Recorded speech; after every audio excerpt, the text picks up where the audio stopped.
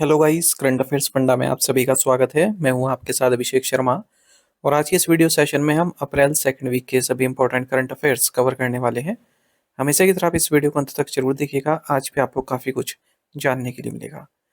Session की शुरुआत करने से पहले आप सभी को बताना चाहूँगा, यदि आप हमारी daily current affairs PDF, weekly PDF, monthly PDF और हर महीने के banking and economic awareness PDF चाहते हैं तो करंट अफेयर्स फंडा का 1 ईयर मेंबरशिप प्लान आप ज्वाइन कर सकते हैं, जिसका लिंक आपको वीडियो के डिस्क्रिप्शन में या फिर फर्स्ट कमेंट में मिल जाएगा। इस 1 ईयर मेंबरशिप प्लान के तहत जितना भी हमारा पीडीएफ कंटेंट है वो आपको 1 साल तक के लिए प्रोवाइड कराते हैं, जिसे आप डाउनलोड कर सकते हैं, प्रिंट आउट भी निकलवा सकते हैं। इसके लिए चाहे तो आप करंट अफेयर्स फंडा ऐप को यूज़ कर सकते हैं या फिर अपने लैपटॉप या सिस्टम की मदद से वेब लॉगिन भी कर सकते हैं। कोई भी आपका एग्जाम हो, बैंकिंग, एसएससी, रेलवे या फिर स्टेट पीसीएस, जहाँ पर भी जनरल अवेयरनेस या करंट अफेयर्स पूछे जाते हैं, सभी एग्जाम्स के लिए हमारा पीडीएफ कंटेंट काफ़ी यूजफुल है। इस पीडीएफ कोर्स में आपको RBI circulars, financial awareness, digital awareness, banking awareness, general economic awareness सब कुछ प्रोवाइड करा रहे हैं, वो भी 1 साल की वैलिडिटी के साथ। तो ये कोर्स आपको करंट अफेयर्स फंड ऐप पर मिल जाएगा। ऐप का लिंक वीडियो के डिस्क्रिप्शन में दिया गया है, फर्स्ट कमेंट में भी पिन कर दिया गया है। फिर भी कोई डाउट आपका रहता है तो हमारा कस्टमर केयर नंबर है 8448169188। इस पर आप कॉल कीजिए या फिर व्हाट्सएप करके भी जानकारी प्राप्त कर सकते हैं। तो बिना किसी देरी के शुरुआत करते हैं इस वीडियो सेशन की। India's cumulative installed wind power capacity has crossed which mark? Bharat की कुल स्थापित पन ऊर्जा क्षमता कितनी पहुंच गई है? ऑप्शंस आपके सामने हैं। सही आंसर ऑप्शन सी है, 56 गीगावाट। तो भारत ने अब तक हाईएस्ट एवर, अब तक की सबसे ज्यादा एनुअल विंड कैपेसिटी ऐड की है 6.05 गीगावाट की 2025-26 में। यानी कि एक साल में इससे ज़्यादा हमने कभी ऐड नहीं की, 6.05 गीगावाट से ज़्यादा इस बार हमने किया 2025-26 में। लास्ट टाइम जब हमने इसके आसपास की थी 2016-17 में की थी 5.5 गीगावाट की। ठीक है, और अगर हम 2024-25 से कंपेयर करें तो उससे 46% ज़्यादा हमने ऐड की है। तो इसका मतलब जो विंड पावर है, हम अच्छी प्रोग्रेस कर रहे हैं उस क्षेत्र में। तो इसी के साथ भारत की जो इंस्टॉल्ड विंड पावर कैपेसिटी है वो 56 गीगावाट पहुंच चुकी है। गुजरात, कर्नाटक, महाराष्ट्र ये प्राइमरी कंट्रीब्यूटर्स हैं इस कैपेसिटी में। अच्छा, हमारा एक टारगेट भी है कि हम 500 गीगावाट की non fossil fuel based energy capacity प्राप्त करना चाहते हैं 2030 तक। याद रखिएगा आंकड़ा 500 gigawatt bye 2030। Which space mission has set a new record for the farthest distance traveled by humans from Earth? किस अंतरिक्ष मिशन ने पृथ्वी से मनुष्य द्वारा तय की गई सबसे लंबी दूरी का नया रिकॉर्ड बनाया है? ऑप्शंस आपके सामने हैं। सही आंसर ऑप्शन सी है, आर्टेमिस सेकंड। तो नासा का आर्टेमिस सेकंड मिशन, इसके बारे में हम प्रीवियस सेशंस में पढ़ चुके हैं डिटेल में। और ये मून के फार साइड में ट्रेवल कर रहा है, उसके चारों ओर मून को ऑब्जर्व कर रहा है। तो इसने एक नया रिकॉर्ड बना दिया है। तो ये एक फारदेस्ट डिस्टेंस है ह्यूमंस के लिए जो अर्थ से उन्होंने ट्रेवल की है। तो यहाँ पर जो एस्ट्रोनॉट गए हुए हैं इस मिशन में, तो वो इतनी दूर पहुँच चुके हैं, आज तक कभी कोई नहीं पहुँचा है अर्थ से इतनी दूर। तो ओरियन स्पेसक्राफ्ट है जिसमें ये 4 एस्ट्रोनॉट्स हैं, 2,52,752 माइल्स दूर है अर्थ से। प्रीवियसली सबसे दूर कौन सा आंकड़ा था? अपोलो 13 के दौरान 1970 में 2,48,655 माइल्स का। तो 6 अप्रैल को ये माइलस्टोन अचीव किया गया 11:27 PM पे। और नासा का प्लान है दोबारा ह्यूमंस को मून पर उतारने का। तो उसी को देखते हुए एक मिशन है आर्टेमिस सेकंड मिशन। ठीक है, तो मतलब मून पर तो आगे उतारेंगे दूसरे मिशन में, ये उसकी एक प्रोग्रेस का आप हिस्सा समझ सकते हैं। India's prototype fast breeder reactor PFBR has recently attained criticality, where is it located? Bharat के प्रोटोटाइप फास्ट ब्रीडर रिएक्टर ने हाल ही में क्रिटिकलिटी हासिल कर ली है, यह कहाँ स्थित है? ऑप्शंस आपके सामने हैं। सही आंसर ऑप्शन बी है, कलपक्कम। देखिए, भारत ने न्यूक्लियर एनर्जी प्रोग्राम में एक मेजर अचीवमेंट प्राप्त की है। जो हमारा इंडिजिनसली डिजाइंड और built prototype fast breeder reactor है कलपक्कम तमिलनाडु में, इसने क्रिटिकलिटी अटेन कर ली है। इसका मतलब जो रिएक्टर है वो self sustaining nuclear fission reaction achieve कर सकता है किसी एक्सटर्नल इंटरवेंशन के। न्यूक्लियर फिशन रिएक्शन जो है न्यूट्रॉन्स को प्रोड्यूस करती है। क्रिटिकलिटी का मकसद मतलब आप इस तरह से भी समझ सकते हैं, जैसे एक आग है, ठीक है, काफ़ी धीमी चल रही है तब भी आपकी यूज़फुल नहीं है, काफ़ी तेज़ चलेगी तो फ्यूल ज़्यादा बर्न होगा, है ना। और अगर स्टेबल पर चलेगी मीडियम पर तो आपके लिए किफ़ायती भी है, और जो आप उसमें कुछ गर्म कर रहे हैं वो भी आसानी से गर्म हो जाएगा। ठीक, मतलब स्टेडी है। तो इसी तरह से क्रिटिकलिटी का मतलब है कि जो आपका जो न्यूक्लियर रिएक्टर है वो स्टेबल हो चुका है। ठीक है, उसको किसी भी एक्सटर्नल इंटरवेंशन की नीड नहीं है। जिस तरह से उसे काम करना चाहिए उस तरह से वो इंडिपेंडेंटली कर सकता है। ये उसका मतलब होता है क्रिटिकलिटी का। ठीक है, स्टडी उसकी अब जो है प्रोग्रेस चल रही है। जो एडवांस रिएक्टर होता है ना, प्रोटोटाइप फास्ट ब्रीडर रिएक्टर, ये ज़्यादा फ्यूल प्रोड्यूस करते हैं कंपेयर टू जितना ये कंज्यूम करते हैं उससे। तो 500 megawatt electric prototype fast breeder reactor है ये, कलपक्कम तमिलनाडु में। और भारतीय नाभिकीय विद्युत निगम लिमिटेड द्वारा ऑपरेट किया जा रहा है। जैसे ये फुली ऑपरेशनल हो जाएगा ये रिएक्टर, भारत केवल दूसरी कंट्री हो जाएगा पूरे वर्ल्ड में रशिया के बाद जिसके पास एक कमर्शियल फास्ट ब्रीडर रिएक्टर है। Yashoda and Krishna artwork became India's most expensive artwork after being sold for। Yashoda और कृष्ण जो कलाकृति हैं ये कितनी कीमत में बिकने के बाद भारत की सबसे महंगी कलाकृति बन गई है? राइट आंसर ऑप्शन सी है, 167.2 करोड़ रुपए। देखिए, राजा रवि वर्मा के 1990 के आसपास का एक आर्ट वर्क है यशोदा और कृष्णा का। ये देख सकते हैं आप, कितनी अद्भुत पेंटिंग की गई है। तो ये इंडिया का मोस्ट एक्सपेंसिव आर्ट वर्क बन गया है। 167.2 करोड़ रुपए में बिका है ये सेफ्रोनॉट ऑक्शन मुंबई में। तो इसे बाई किया है बिलियनियर साइरस पूनावाला ने, जो सीरम इंस्टीट्यूट ऑफ इंडिया के चेयरमैन है। जिसमें आप देख सकते हैं यशोदा है और कृष्णा है इन्फेंट के तौर पर, बच्चे के रूप में। इससे पहले सबसे महंगी पेंटिंग जो थी वो थी MF हुसैन की, 118 करोड़ में बिकी थी वो। राजा रवि वर्मा 1848 में इनका जन्म हुआ था केरल में। One of India's most celebrated artist हैं और कई सारे इंडियन माइथोलॉजिकल सब्जेक्ट्स को इन्होंने डिपिक्ट किया है। कई सारे जो हम गॉड्स की फोटो देखते हैं वो भी इन्हीं के द्वारा डिपिक्ट की गई हैं। Which company has announce the acquisition of status? किस कंपनी ने स्टेटस के अधिग्रहण की घोषणा की है? राइट आंसर ऑप्शन सी है, इन्फोसिस। तो इन्फोसिस ने एक एग्रीमेंट साइन किया है स्ट्रेटस को एक्वायर करने के लिए, जो कि एक टेक्नोलॉजी सॉल्यूशन प्रोवाइडर है प्रॉपर्टी एंड कंसल्टी इंश्योरेंस इंडस्ट्री के लिए। 95 मिलियन US डॉलर का ये एग्रीमेंट हुआ है। 2001 में इसकी स्थापना हुई थी न्यू जर्सी में। ये एक insurance technology partner serving PNC insurer है। साथ ही जो ये इन्फोसिस है ये ऑप्टिमम हेल्थ केयर IT को भी एक्वायर कर रही है 465 मिलियन US डॉलर में। और विप्रो ने एक डील साइन की है ओलम ग्रुप के साथ। ठीक है, और विप्रो इसके तहत जो ओलम ग्रुप की कंपनी है माइंड स्प्रिंट, इसको एक्वायर करेगी। What is the revised economic growth estimate for India for the current fiscal according to Moody's? Moody's के अनुसार चालू वित्त वर्ष के लिए भारत की संशोधित आर्थिक विकास दर का अनुमान कितना है? सही आंसर ऑप्शन है 6%। तो मूडीज रेटिंग ने भारत की जो इकोनॉमिक ग्रोथ फोरकास्ट है करंट फिस्कल के लिए वो 6% बताई है।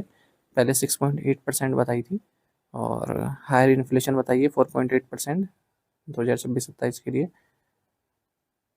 OECD ने भी जो हमारी ग्रोथ बताई है 6.1% बताई है करंट फिस्कल के लिए। ICRA ने 6.5% बताई हुई है। इंडिया ने 7.5% ग्रोथ अचीव की थी करंट ईयर 2025 में, 2024 में 7.2% ही की थी। Who has been appointed as the international event ambassador for World 10K Bengaluru 2026? World 10K Bengaluru 2026 के लिए अंतर्राष्ट्रीय इवेंट एम्बेसडर के रूप में किसे नियुक्त किया गया है? सही आंसर ऑप्शन बी है, ब्लैंका व्लेसिक।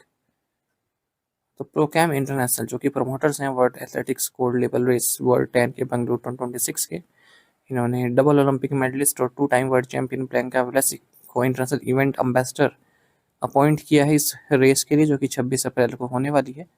और ब्लैंका व्लेसिक की अगर हम बात करें, ये क्रोएशिया की former track and field athlete है, हाई जंप में स्पेशलाइज्ड है। Prevention of blindness week 2026 is observe from which states? वर्ष 2026 में अंधत्व निवारण सप्ताह कब मनाया जा रहा है? राइट आंसर ऑप्शन है 1 to 7 अप्रैल 2026। प्रिवेंशन ऑफ ब्लाइंडनेस वीक 2026 से 1 से 7 अप्रैल के बीच में मनाया जा रहा है। इसके द्वारा ऑर्गेनाइज किया जाता है national society for the prevention of blindness India के द्वारा। तो free I screening educational campaign on I safety और ब्लाइंडनेस के इंसिडेंट्स किस तरह से रिड्यूस हो सकते हैं, जैसे कंडीशन होती है कैटरेक्ट्स, मेल न्यूट्रिशन, डायबिटीज, उनके बारे में जागरूकता फैलाई जा रही है। New space India limited has signed an MOU with which company to jointly work on the design, manufacture, testing and supply of solar panels for global satellite manufacturers? New space India limited ने वैश्विक उपग्रह निर्माताओं के लिए सौर पैनलों की design, निर्माण, परीक्षण और आपूर्ति पर संयुक्त रूप से काम करने के लिए किस कंपनी के साथ समझौता ज्ञापन पर हस्ताक्षर किया? राइट आंसर ऑप्शन बी है ध्रुव स्पेस। तो इंडियन गवर्नमेंट की जो न्यू स्पेस इंडिया लिमिटेड है और हैदराबाद बेस्ड एरोस्पेस फर्म जो है ध्रुव स्पेस प्राइवेट लिमिटेड, उन्होंने मेमोरेंडम ऑफ अंडरस्टैंडिंग साइन किया है, जिसके जरिए जॉइंटली वर्क करेंगे जो सोलर पैनल्स बनते हैं ग्लोबल सैटेलाइट मैन्युफैक्चर के लिए, उसके डिज़ाइन, मैन्युफैक्चरिंग, टेस्टिंग के लिए। न्यू स्पेस इंडिया लिमिटेड की बात करें, पब्लिक सेक्टर अंडरटेकिंग है, गवर्नमेंट ऑफ इंडिया के तहत, है ना, डिपार्टमेंट ऑफ स्पेस के तहत आती है, और 6 मार्च 2019 को इसकी स्थापना की गई थी इंडियन स्पेस प्रोग्राम में प्राइवेट सेक्टर के पार्टिसिपेशन को बढ़ाने के लिए। Which state government launch the campaign माचेगांव आरोग्य संपन्न गांव? किस राज्य सरकार ने माचेगांव आरोग्य संपन्न गांव अभियान शुरू किया है? राइट आंसर ऑप्शन सी है Maharashtra. The government of Maharashtra ने एक state wide rural health care campaign launch किया है, जिसका टाइटल है माचेगांव आरोग्य संपन्न गांव, यानी कि my village health prosperous village. तो हेल्थ केयर डिलीवरी को मजबूत किया जा सके, पब्लिक हेल्थ सर्विस के प्रति जो गाँव का एक्सेस है वो इम्प्रूव हो सके विलेजेस में, पब्लिक हेल्थ डिपार्टमेंट के तहत इसको इम्प्लीमेंट किया जा रहा है चीफ मिनिस्टर देवेंद्र फडणवीस और deputy chief ministers Eknath Shinde और सुनेत्रा पवार के गाइडेंस में। The initiative focuses on health awareness, preventive health care, and last mile delivery of government health services in rural areas. Which state government approved the मुख्यमंत्री अन्नपूर्णा योजना? किस राज्य सरकार ने मुख्यमंत्री अन्नपूर्णा योजना को मंजूरी दी? सही आंसर ऑप्शन बी है उड़ीसा। तो उड़ीसा गवर्नमेंट ने मुख्यमंत्री अन्नपूर्णा योजना को अप्रूव कर दिया है ताकि फूड सिक्योरिटी को इम्प्रूव किया जा सके। एडिशनल राइस दिया जाएगा बेनिफिशरीज को पब्लिक डिस्ट्रीब्यूशन सिस्टम के तहत, और ये फैसला लिया गया है स्टेट कैबिनेट द्वारा, जिसकी अध्यक्षता चीफ मिनिस्टर मोहन चरण मांझी ने की है। तो जो भी बेनिफिशरीज हैं उन्हें additional 5 kg of rice per person per month free of cost दिया जाएगा, जो एक्सिस्टिंग एलोकेशन है उससे ऊपर। According to IRENA, what was India's rank in the global renewable energy market in 2025? IRENA के अनुसार 2025 में वैश्विक नवीकरणीय ऊर्जा क्षेत्र में भारत की रैंक क्या है? राइट आंसर ऑप्शन बी है थर्ड। तो Bharat third largest renewable energy market है ग्लोबली 2025 में, चाइना और यूनाइटेड स्टेट्स के बाद, क्योंकि हमारे यहाँ सोलर विंड कैपेसिटी बड़ी है, इसी कैपेसिटी बड़ी है, और ऐसा बताया इंटरनेशनल रिन्यूएबल एनर्जी एजेंसी ने, एरेना जिसे बोलते हैं, अपनी annual renewable capacity statistics 2026 report में। भारत की जो इंस्टॉल्ड रिन्यूएबल एनर्जी कैपेसिटी 2025 में 250.5 गीगावाट्स की रही है, जबकि 2023 में 175.9 गीगावाट की थी। 37 गीगावाट सोलर एनर्जी कैपेसिटी हमने ऐड की है 2025 में, ठीक है, और चाइना ने सबसे ज़्यादा कंट्रीब्यूट किया है ग्लोबल सोलर कैपेसिटी एडिशन में, 315 गीगावाट एक साल में ही चाइना ने ऐड की है, हमने की है 37 गीगावाट केवल। Who became India's first openly queer member of parliament? Bharat की पहली समलैंगिक सांसद कौन बनी? सही आंसर ऑप्शन डी है मेनका गुरुस्वामी। तो सीनियर एडवोकेट है मेनका गुरुस्वामी, ये राज्यसभा की मेंबर बनी है। इनके अलावा 18 और ने शपथ ली है। ममता बनर्जी की जो तृणमूल कांग्रेस है उन्होंने इनको राज्यसभा भेजा है, और ये इंडिया की first openly queer member of parliament बनी है।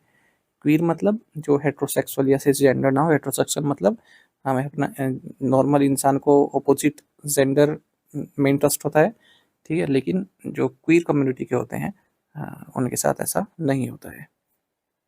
मतलब जो सोसाइटी का एक प्रिस्क्राइब्ड मेल, फीमेल, मैस्कुलिन और फेमिनिन जो ये सभी टर्म बने हुए हैं ना, उनसे अलग ही रहते हैं लोग। What was India's net GST collection in March 2026? मार्च 2026 में भारत का शुद्ध जीएसटी संग्रह कितना था? सही आंसर ऑप्शन सी है 1.78 लाख करोड़ रुपीस। तो भारत का जो net goods and services tax collection है 1.78 लाख करोड़ रुपीस रहा है मार्च 2026 में। 8.2% ही ग्रोथ देखने के लिए मिली है अगर हम मार्च 2025 से कंपेयर करें। ग्रोस जीएसटी कलेक्शन मार्च के लिए 2 लाख करोड़ से ज़्यादा का रहा है, 8.8% अबव रहा है अगर मार्च 2025 से कंपेयर करें, जब 1.83 लाख करोड़ था। पूरे फाइनेंशियल ईयर की बात करें 2025-26 तो ग्रोस जीएसटी कलेक्शन 8.3% इंक्रीज हुआ है ईयर और 22.27 लाख करोड़ रुपए पहुंच गया है। महाराष्ट्र में सबसे ज़्यादा जीएसटी कलेक्शन हुआ है, फिर Karnataka, Gujarat. What was the total value of UPI transaction in March 2026? मार्च 2024 में यूपीआई लेन देन का कुल मूल्य कितना था? सही आंसर ऑप्शन सी है 29.53 लाख करोड़ रुपीस। देखिए एनपीसीआई के अकॉर्डिंग यूपीआई ट्रांजेक्शन्स 22.64 बिलियन हुए हैं मार्च 2026 में। अगर हम फरवरी 2026 के कंपेयर करें तो 20.39 बिलियन ट्रांजेक्शन्स हुए। ये हम ट्रांजेक्शन्स की बात कर रहे हैं और इनकी वैल्यू कितनी रही है, कितने पैसों के हुए हैं, तो ये हुए मार्च में 29.53 लाख करोड़ रुपए के, जबकि फरवरी में 26.84 लाख करोड़ रुपए के हुए थे। डेली ट्रांजेक्शन काउंट मार्च में अगर हम बात करें एवरेज तो 730 मिलियन रहे हैं, फरवरी में 728 मिलियन रहे हैं, और जो एवरेज डेली ट्रांजेक्शन रहा है वो 95,243 करोड़ रुपए का रहा है डेली यूपीआई से। Which state launch the school चले हम कैंपेन? स्कूल चले हम अभियान किस राज्य ने शुरू किया? सही आंसर ऑप्शन डी है मध्य प्रदेश। तो मध्य प्रदेश चीफ मिनिस्टर हैं डॉक्टर मोहन यादव, इन्होंने 4 दिन का स्कूल चले हम let's go to school campaign launch किया है। तो स्टेट के 55 डिस्ट्रिक्ट में लॉन्च किया गया, 50,000 से ज़्यादा विलेजेस में। ठीक है, कोई भी चाइल्ड बचे ना, स्कूल जाए बिना। Which city has been officially notified as the new capital of Andhra Pradesh? Andhra Pradesh की नई राजधानी के रूप में किस शहर को आधिकारिक तौर पर अधिसूचित किया गया है? ऑप्शंस आपके सामने हैं और सही आंसर ऑप्शन बी है अमरावती। अमरावती को ऑफिशियली नोटिफाई कर दिया गया है कि आंध्र प्रदेश की न्यू कैपिटल होगी। तो गजट नोटिफिकेशन इसका जारी किया गया है। Andhra Pradesh reorganisation amendment act 2026 के तहत प्रेसिडेंट ने भी इस पर साइन कर दिए हैं। 6 अप्रैल को ये साइन हुआ और रेट्रोस्पेक्टिवली इस नोटिफिकेशन अप्लाई किया जा रहा है, यानी कि पिछली डेट से 2 जून 2024 से इसको अप्लाई किया जा रहा है। अच्छा, बाइफरकेट हो गया था राज्य आंध्र प्रदेश और तेलंगाना में 2014 में। ठीक है, तो 12 साल बाद आंध्र प्रदेश को अपनी नई कैपिटल मिली है। आंध्र प्रदेश ने तो ऑलरेडी नोटिफाई कर दिया था कि अमरावती हमारी कैपिटल होगी 23 अप्रैल 2016 को, लेकिन उसके बाद काम थोड़ा लटका रहा और अब सेंट्रल गवर्नमेंट ने भी इसे लीगल स्टेटस दे दिया है इस एक्ट के नोटिफिकेशन के साथ ही। What is the policy repo rate after the 60th meeting of RBI's Monetary Policy Committee from April 6 to 8, 2026? RBI की मौद्रिक नीति समिति की 6 से 8 अप्रैल 2026 तक हुई 60वीं बैठक के बाद निर्धारित नीतिगत रेपो दर कितनी है? ऑप्शंस आपके सामने हैं। सही आंसर ऑप्शन बी है 5.25%। तो मॉनेटरी पॉलिसी कमेटी ने अपनी 60th मीटिंग की है 6 से 8 अप्रैल के बीच में, जिसकी chairmanship governor Reserve Bank of India Sanjay Malhotra द्वारा की गई। इसमें जो एमपीसी के मेंबर्स हैं doctor Nagesh Kumar, Sugata Bhattacharya, professor Ram Singh, doctor Poonam Gupta और इंद्रनील भट्टाचार्य, ये भी इस मीटिंग में शामिल रहे हैं। और यूनानिमसली यानी कि सर्वसम्मति से इन सब ने डिसाइड किया है कि जो पॉलिसी रेपो रेट है उसको अनचेंज रखा जाएगा 5.25% पर। इसी के साथ स्टैंडिंग डिपॉजिट फैसिलिटी रेट ये 5.55% ही रहेगा और मार्जिनल स्टैंडिंग फैसिलिटी रेट और बैंक रेट भी 5.50% रहेगा। आरबीआई का स्टैंस न्यूट्रल रहने वाला है, यानी कि अगली मीटिंग में ये जो रेपो रेट है ये बढ़ भी सकती है, घट भी सकती है। Real gross domestic product GDP ये 7.6% बताया इन्होंने इस साल के लिए, और 2026-27 के लिए 6.9% प्रोजेक्ट किया गया है। फर्स्ट क्वार्टर में 6.8%, सेकेंड क्वार्टर के लिए 6.7% और थर्ड क्वार्टर के लिए 7%, फोर्थ क्वार्टर के लिए 7.2%। न्यू सीपीआई सीरीज के अनुसार जो हेडलाइन इन्फ्लेशन है ये 3.2% रही है फरवरी 2026 में, और आरबीआई कह रहा है कि सीपीआई इन्फ्लेशन 2026-27 के लिए 4.6% रहेगी। फर्स्ट क्वार्टर में 4%, सेकेंड क्वार्टर में 4.4%, थर्ड क्वार्टर में 5.2%, फोर्थ क्वार्टर में 4.7%। कोर इन्फ्लेशन 4.4% रहने वाली 2026-27 के लिए। Next meeting monetary policy committee की 3 से 5 जून 2026 के बीच में होगी। Where was the first conference of Zone 7 of Commonwealth Parliamentary Association India Region held? Commonwealth parliamentary association India region के जोन 7 का पहला सम्मेलन कहाँ आयोजित किया गया? ऑप्शंस आपके सामने हैं। सही आंसर ऑप्शन बी है पणजी। तो लोकसभा स्पीकर ओम बिरला इन्होंने जो Commonwealth parliamentary association India region का जोन 7 है उसकी फर्स्ट कॉन्फ्रेंस इनोग्रेट की है पणजी गोवा में, और इसमें गोवा, गुजरात, महाराष्ट्र इनके जो लेजिस्लेचर्स हैं वो आते हैं इस जोन 7 में। पहली कॉन्फ्रेंस है इस जोन 7 की, क्योंकि जो CPA इंडिया रीजन है उसको रिस्ट्रक्चर किया गया था 9 जून में 2024 में। उसके बाद पहली कॉन्फ्रेंस हो रही है। The conference aims to strengthen parliamentary cooperation, promote exchange of best practices, and deliberate on key development priorities of the region. Which bank unveiled Bob संवाद? किस बैंक ने बॉब संवाद लॉन्च किया है? राइट आंसर ऑप्शन बी है bank of Baroda. Bank of Baroda ने Bob संवाद को अनवील किया है। इसे फॉर्मली पहले लॉन्च किया जा चुका था एम नागराज, जो कि सेक्रेटरी है department of financial services, ministry of finance द्वारा, मुंबई में 28 मार्च के दौरान ही। तो अब इन्होंने फॉर्मली इसको अनवील कर दिया है। तो ये बैंकिंग इंडस्ट्री का first AI part multilingual conversational platform है, जो ब्रांचेस के साथ कस्टमर का कैसा इंट्रैक्शन होगा उसको पूरी तरह से ट्रांसफॉर्म ये कर रहा है। लैंग्वेज बैरियर एलिमिनेट हो रहा है, ठीक है। जो कस्टमर है और जो ब्रांच स्टाफ है वो कम्युनिकेट कर सकते हैं। अगर दोनों की लैंग्वेज अलग अलग है तब भी वो इस प्लेटफॉर्म के जरिए संवाद कर सकते हैं अपनी अपनी प्रेफर्ड लैंग्वेज में। AI driven speech and language technologies को यूज़ करके इसमें आप 2 वे कम्युनिकेशन कर सकते हैं 22 लैंग्वेजेस के तहत। Managing director and CEO bank of Baroda के डॉक्टर देवदत्त चंद हैं। Which state based Shirpur merchants cooperative bank licence has been cancelled by the RBI? RBI द्वारा किस राज्य स्थित शीरपुर मर्चेंट कोऑपरेटिव बैंक का लाइसेंस रद्द कर दिया गया है? राइट आंसर ऑप्शन डी है Maharashtra. Reserve Bank of India ने शीरपुर मर्चेंट्स कोऑपरेटिव बैंक महाराष्ट्र का लाइसेंस रद्द कर दिया है। इनएडिक्वेट कैपिटल है इसके पास, यानी कि पर्याप्त कैपिटल नहीं है और कोई कमाई का साधन भी अच्छा नहीं दिख रहा है, तो इसलिए बैंकिंग ऑपरेशन इसका बंद किया जा रहा है। अब जब लिक्विडेशन किया जाएगा तो हर एक डिपॉजिटर जिसके बीच में पैसा है 5 लाख रुपए तक का, उसको पैसा प्राप्त हो जाएगा, ठीक है, deposit insurance credit guarantee corporation से।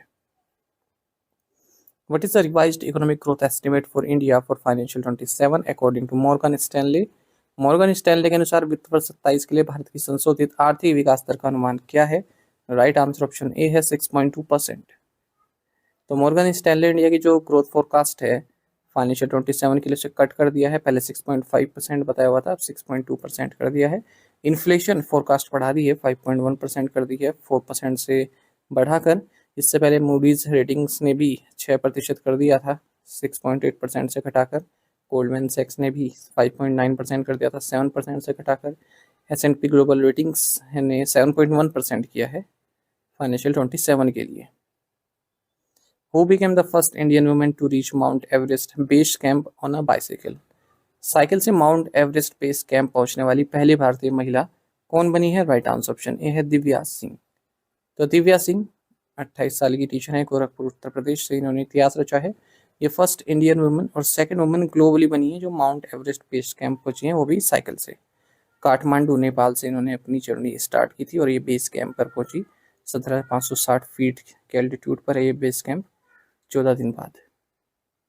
विच company appointed Ranveer Singh as its first brand ambassador? किस कंपनी ने रणवीर सिंह को अपना पहला ब्रांड एम्बेसडर नियुक्त किया है? राइट आंसर ऑप्शन डी है जिंदल स्टेनलेस। तो जिंदल स्टेनलेस ने रणवीर सिंह को अपना ब्रांड एम्बेसडर नियुक्त किया है। वहीं JK मैक्स पेंट्स ने अक्षय कुमार को अपना ब्रांड एम्बेसडर बनाया है।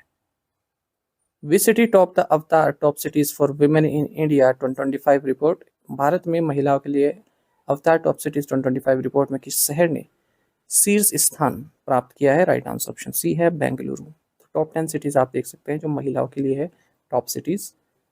तो इंडियन का जो अर्बन लैंडस्केप है वो और इंक्लूसिव होता जा रहा है महिलाओं के लिए। अवतार top cities for women India report 2025 में ऐसा ही बताया गया है। इस लिस्ट को टॉप किया है बेंगलुरु में, नंबर वन पर है ये, ठीक है। यहाँ पर जॉब अपॉर्चुनिटीज़ भी काफ़ी हैं, सेफ्टी मेजर्स भी लिए गए हैं, ईज ऑफ लिविंग है महिलाओं के लिए। इसका जो सिटी इंक्लूजन स्कोर है वो 53.2 रहा है। चेन्नई दूसरे नंबर पर है, 49.8 इसका स्कोर है। Social inclusion, safety, public transport, access to health care and education में ये काफ़ी अच्छा है। फिर पुणे आता है तीसरे नंबर पर, फिर हैदराबाद चौथे पर और मुंबई 5वें पर आता है। South India most inclusive region है भारत में।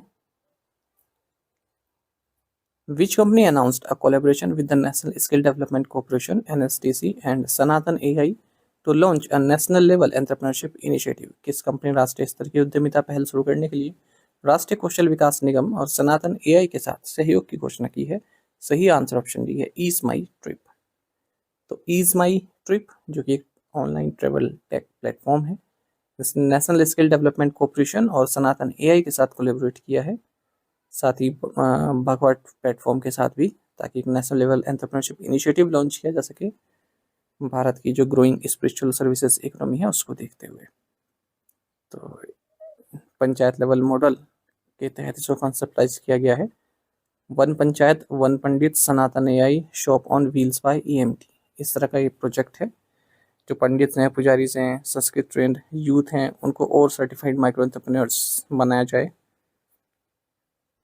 विच player become the most capped overseas player in IPL history, IPL इतिहास में सबसे ज्यादा मैच खेलने वाले विदेशी खिलाड़ी कौन है? राइट आंसर ऑप्शन ए है सुनील नारायण। कोलकाता नाइट राइडर्स के ऑलराउंडर वेस्ट इंडीज से जो आते हैं सुनील नारायण, तो हाल ही में जब इन्होंने मैच खेला मुंबई इंडियंस के अगेंस्ट वानखेड़े स्टेडियम मुंबई में, तो ये मोस्ट कैप्ड ओवरसीज प्लेयर बन गए आईपीएल हिस्ट्री में 190 मैचेस के साथ। इससे पहले रिकॉर्ड इन्हीं के हम वतन किरण पोलार्ड के नाम था 189 मैचेस के साथ। एबी डिविलियर्स और डेविड वार्नर जॉइंटली तीसरे नंबर पर 184 मैचेस के साथ। Which Indian port emerged as the top cargo handler in financial 2025-26? वित्त वर्ष 2025-26 में कौन सा भारतीय बंदरगाह शीर्ष कार्गो हैंडलर के रूप में उभरा है? राइट आंसर ऑप्शन डी है Deendayal port authority. Major ports जो union ministry of port shipping and waterways के तहत आते हैं 915.17 मिलियन टन का कार्गो हैंडल किया है 2025-26 में। और जो एनुअल टारगेट था 904 मिलियन टन्स का, उसे सरपास किया है। मतलब टारगेट हमने 904 का रखा था, पर अचीव कितना किया? 915 का। तो Deendayal port authority top cargo handler रहा, इसने सबसे ज़्यादा हैंडल किया 160.11 मिलियन टन्स का। उसके बाद फिर पैरादीप पोर्ट अथॉरिटी है, जवाहरलाल नेहरू पोर्ट अथॉरिटी मुंबई, इसने 102 मिलियन टन का किया है। Who became the first fast bowler to take 200 wickets in IPL history, IPL इतिहास में 200 विकेट लेने वाले पहले तेज गेंदबाज कौन बने? सही आंसर ऑप्शन डी है भुवनेश्वर कुमार। तो भुवनेश्वर कुमार रॉयल चैलेंजर्स बेंगलोर की ओर से खेलते हैं, तो चेन्नई सुपर किंग के अगेंस्ट खेलते हुए ये इंडियन प्रीमियर लीग में पहले फास्ट बॉलर बने जिन्होंने 200 विकेट लिए हैं, और ओवरऑल सेकंड बॉलर बने हैं। मतलब ओवरऑल में आता है कि स्पिनर भी और फास्ट बॉलर भी, उसमें तो सेकंड बने हैं, लेकिन अगर केवल हम फास्ट बॉलर की बात करें तो पहले बने हैं ये। ठीक है, इनसे आगे यजुवेंद्र चहल हैं, स्पिनर है वो, तो उन्होंने भी 200 विकेट लिए हुए हैं। Where was the one health summit 2026 held, one health summit 2026 का आयोजन कहाँ हुआ? सही आंसर ऑप्शन सी है लियोन। तो one health summit Lyon France में हुआ है, वर्ल्ड हेल्थ डे के मौके पर ही 7 अप्रैल को फ्रेंच गवर्नमेंट द्वारा इसको होस्ट किया गया है, क्योंकि G7 की प्रेसिडेंसी फ्रांस के पास है। Which company release the AI model MAI transcribe 1, किस कंपनी ने AI मॉडल MAI ट्रांसक्राइब 1 जारी किया? राइट आंसर ऑप्शन डी है माइक्रोसॉफ्ट। तो माइक्रोसॉफ्ट ने MAI ट्रांसक्राइब 1 रिलीज कर दिया है, जो कि इसका तीसरा in house developed AI model है, मोस्ट एक्यूरेट ट्रांसक्रिप्शन मॉडल है पूरे वर्ल्ड में, ऐसा ये क्लेम करता है। Who became the first quadruple amputee to win an international gold medal in para archery? Para archery में अंतर्राष्ट्रीय स्वर्ण पदक जीतने वाली पहली क्वाड्रपल अंगविहीन खिलाड़ी कौन बनी? राइट आंसर ऑप्शन है पायल नाग। तो पायल नाग 18 साल की आर्चर हैं उड़ीसा से, ये फर्स्ट क्वाड्रपल एम्प्यूटी बन गई हैं जिन्होंने इंटरनेशनल गोल्ड मेडल जीता है पैरा आर्चरी में। और world para archery series final Bangkok में हुआ, यहाँ पर इन्होंने जीत हासिल की है। इनका ये पहला सीनियर इंटरनेशनल कंपटीशन था। फाइनल मैच में इन्होंने अपनी आइडल शीतल देवी को हराया है, 139-136 स्कोर से गोल्ड मेडल जीता है। महत्वपूर्ण करंट अफेयर है ये भी। The Indian army contingent has departed to which country for the exercise Cyclone 4, भारतीय सेना साइक्लोन 4 अभ्यास के लिए किस देश के लिए रवाना हुई? ऑप्शंस आपके सामने हैं, सही आंसर ऑप्शन बी है इजिप्ट। तो इंडियन आर्मी कंटिजेंट यानी कि भारतीय सेना का जो दल है वो इजिप्ट के लिए निकल चुका है, क्योंकि यहाँ India Egypt joint special force exercise cyclone का 4th एडिशन होना है 9 से 17 अप्रैल 2026 के बीच में। तो भारत की ओर से 25 जो पर्सनल हैं वो स्पेशल फोर्सेस यूनिट्स के हैं, और वो इजिप्शियन जो फोर्सेस हैं उनके साथ मिलकर एक्सरसाइज करेंगे। द कलाई second hydro electric project will be constructed on which river, कलाई सेकंड जल विद्युत परियोजना किस नदी पर निर्मित की जाएगी? ऑप्शंस आपके सामने है। सही आंसर ऑप्शन ए है लोहित रिवर। तो cabinet committee on economic affairs जिसकी अध्यक्षता प्राइम मिनिस्टर नरेंद्र मोदी ने की, इन्होंने 14,105 करोड़ रुपए की इन्वेस्टमेंट अप्रूव कर दी है, जिसके तहत कलाई सेकंड हाइड्रो इलेक्ट्रिक प्रोजेक्ट बनाया जाएगा अंजो डिस्ट्रिक्ट अरुणाचल प्रदेश में लोहित रिवर पर। इसकी कैपेसिटी होने वाली है 1200 मेगावाट की। और ये जो प्रोजेक्ट है ये इम्प्लीमेंट किया जाएगा THDC इंडिया लिमिटेड और गवर्नमेंट ऑफ अरुणाचल प्रदेश के द्वारा। इसी तरह से एक और प्रोजेक्ट इन्होंने अप्रूव किया है अरुणाचल प्रदेश के ही कामले करादागी एंड कुरुंग कुमले डिस्ट्रिक्ट में। ये है कमला हाइड्रो इलेक्ट्रिक प्रोजेक्ट। इसकी जो कैपेसिटी है ये 1720 मेगावाट की है। ठीक है, और इसको बनाया जाएगा NHPC लिमिटेड और गवर्नमेंट ऑफ अरुणाचल प्रदेश के जॉइंट वेंचर द्वारा। Which of the following is not a category under प्रधानमंत्री मुद्रा योजना? निम्नलिखित में से कौन सी श्रेणी प्रधानमंत्री मुद्रा योजना के अंतर्गत नहीं आती है? ऑप्शंस हैं शिशु, किशोर, तरुण या फिर युवा। तो नहीं पूछा है कि कौन सी कैटेगरी नहीं आती है, तो सही आंसर ऑप्शन डी है युवा। ये नहीं आती है इस कैटेगरी में। बाकी शिशु, किशोर, तरुण, तरुण प्लस ये सभी कैटेगरी हैं प्रधानमंत्री मुद्रा योजना के तहत। क्यों ये क्वेश्चन पूछा गया है? क्योंकि 11 साल पूरे हो गए हैं प्रधानमंत्री मुद्रा योजना को। 8 अप्रैल 2015 को स्कीम लॉन्च की गई थी।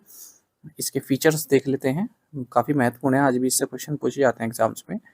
तो मुद्रा लोन प्रोवाइड किया जाता है 4 कैटेगरीज में, तो शिशु, किशोर, तरुण और तरुण प्लस। तो शिशु कैटेगरी में 50,000 रुपये तक का लोन, किशोर कैटेगरी में 50,000 से 5 लाख रुपए तक का लोन, तरुण कैटेगरी में 5 लाख से ऊपर और 10 लाख रुपए तक का लोन, तरुण प्लस ये इस बार ही ऐड हुआ है 10 लाख से ऊपर और 20 लाख रुपए तक का लोन इसमें दिया जाता है तरुण प्लस में। तो युवा तो आपको कहीं नहीं दिख रही है इसमें कैटेगरी।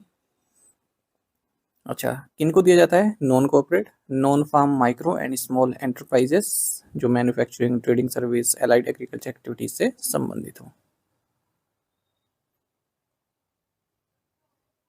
अच्छा, 3 पिलर्स पर आधारित है ये स्कीम। एक तो banking the unbanked, securing the unsecured और फंडिंग द अनफंडेड। इस स्कीम के तहत अब तक अगर हम 27 मार्च 2026 तक बात करें तो 40 लाख करोड़ रुपए दिए जा चुके हैं लगभग 57 करोड़ अकाउंट्स में। 12 करोड़ प्लस अकाउंट्स नए एंटरप्रेन्योर्स के हैं इसमें। महिला बोरोवर्स की बात करें तो 9 लाख करोड़ रुपए अब तक शिशु कैटेगरी में दिए जा चुके हैं महिलाओं को। 6.22 लाख करोड़ रुपीज़ किशोर कैटेगरी में दिए जा चुके हैं और 1.09 लाख करोड़ रुपीज़ तरुण कैटेगरी में दिए जा चुके हैं। अच्छा, अगर हम बात करें अब स्टेट वाइज तो सबसे ज़्यादा जो लोन डिस्पर्समेंट हुआ है वो उत्तर प्रदेश में हुआ है। सबसे ज़्यादा लोन जो दिया गया है वो उत्तर प्रदेश में दिया गया है 58,111 करोड़ रुपए का, फिर बिहार, फिर महाराष्ट्र। और यहाँ पर भी आप देख सकते हैं कैटेगरी और percentage as per number of loans और percentage as per amount sanction. तो शिशु में देखिए 74% सबसे ज़्यादा यहाँ पर लोन सैंक्शन किया गया है शिशु कैटेगरी में। The Western Dedicated Freight Corridor connects Dadar in Uttar Pradesh to which major terminal in Maharashtra? पश्चिमी समर्पित माल ढुलाई गलियारा उत्तर प्रदेश के दादरी को महाराष्ट्र के किस प्रमुख टर्मिनल से जोड़ता है? सही आंसर ऑप्शन डी है Jawaharlal Nehru port terminal.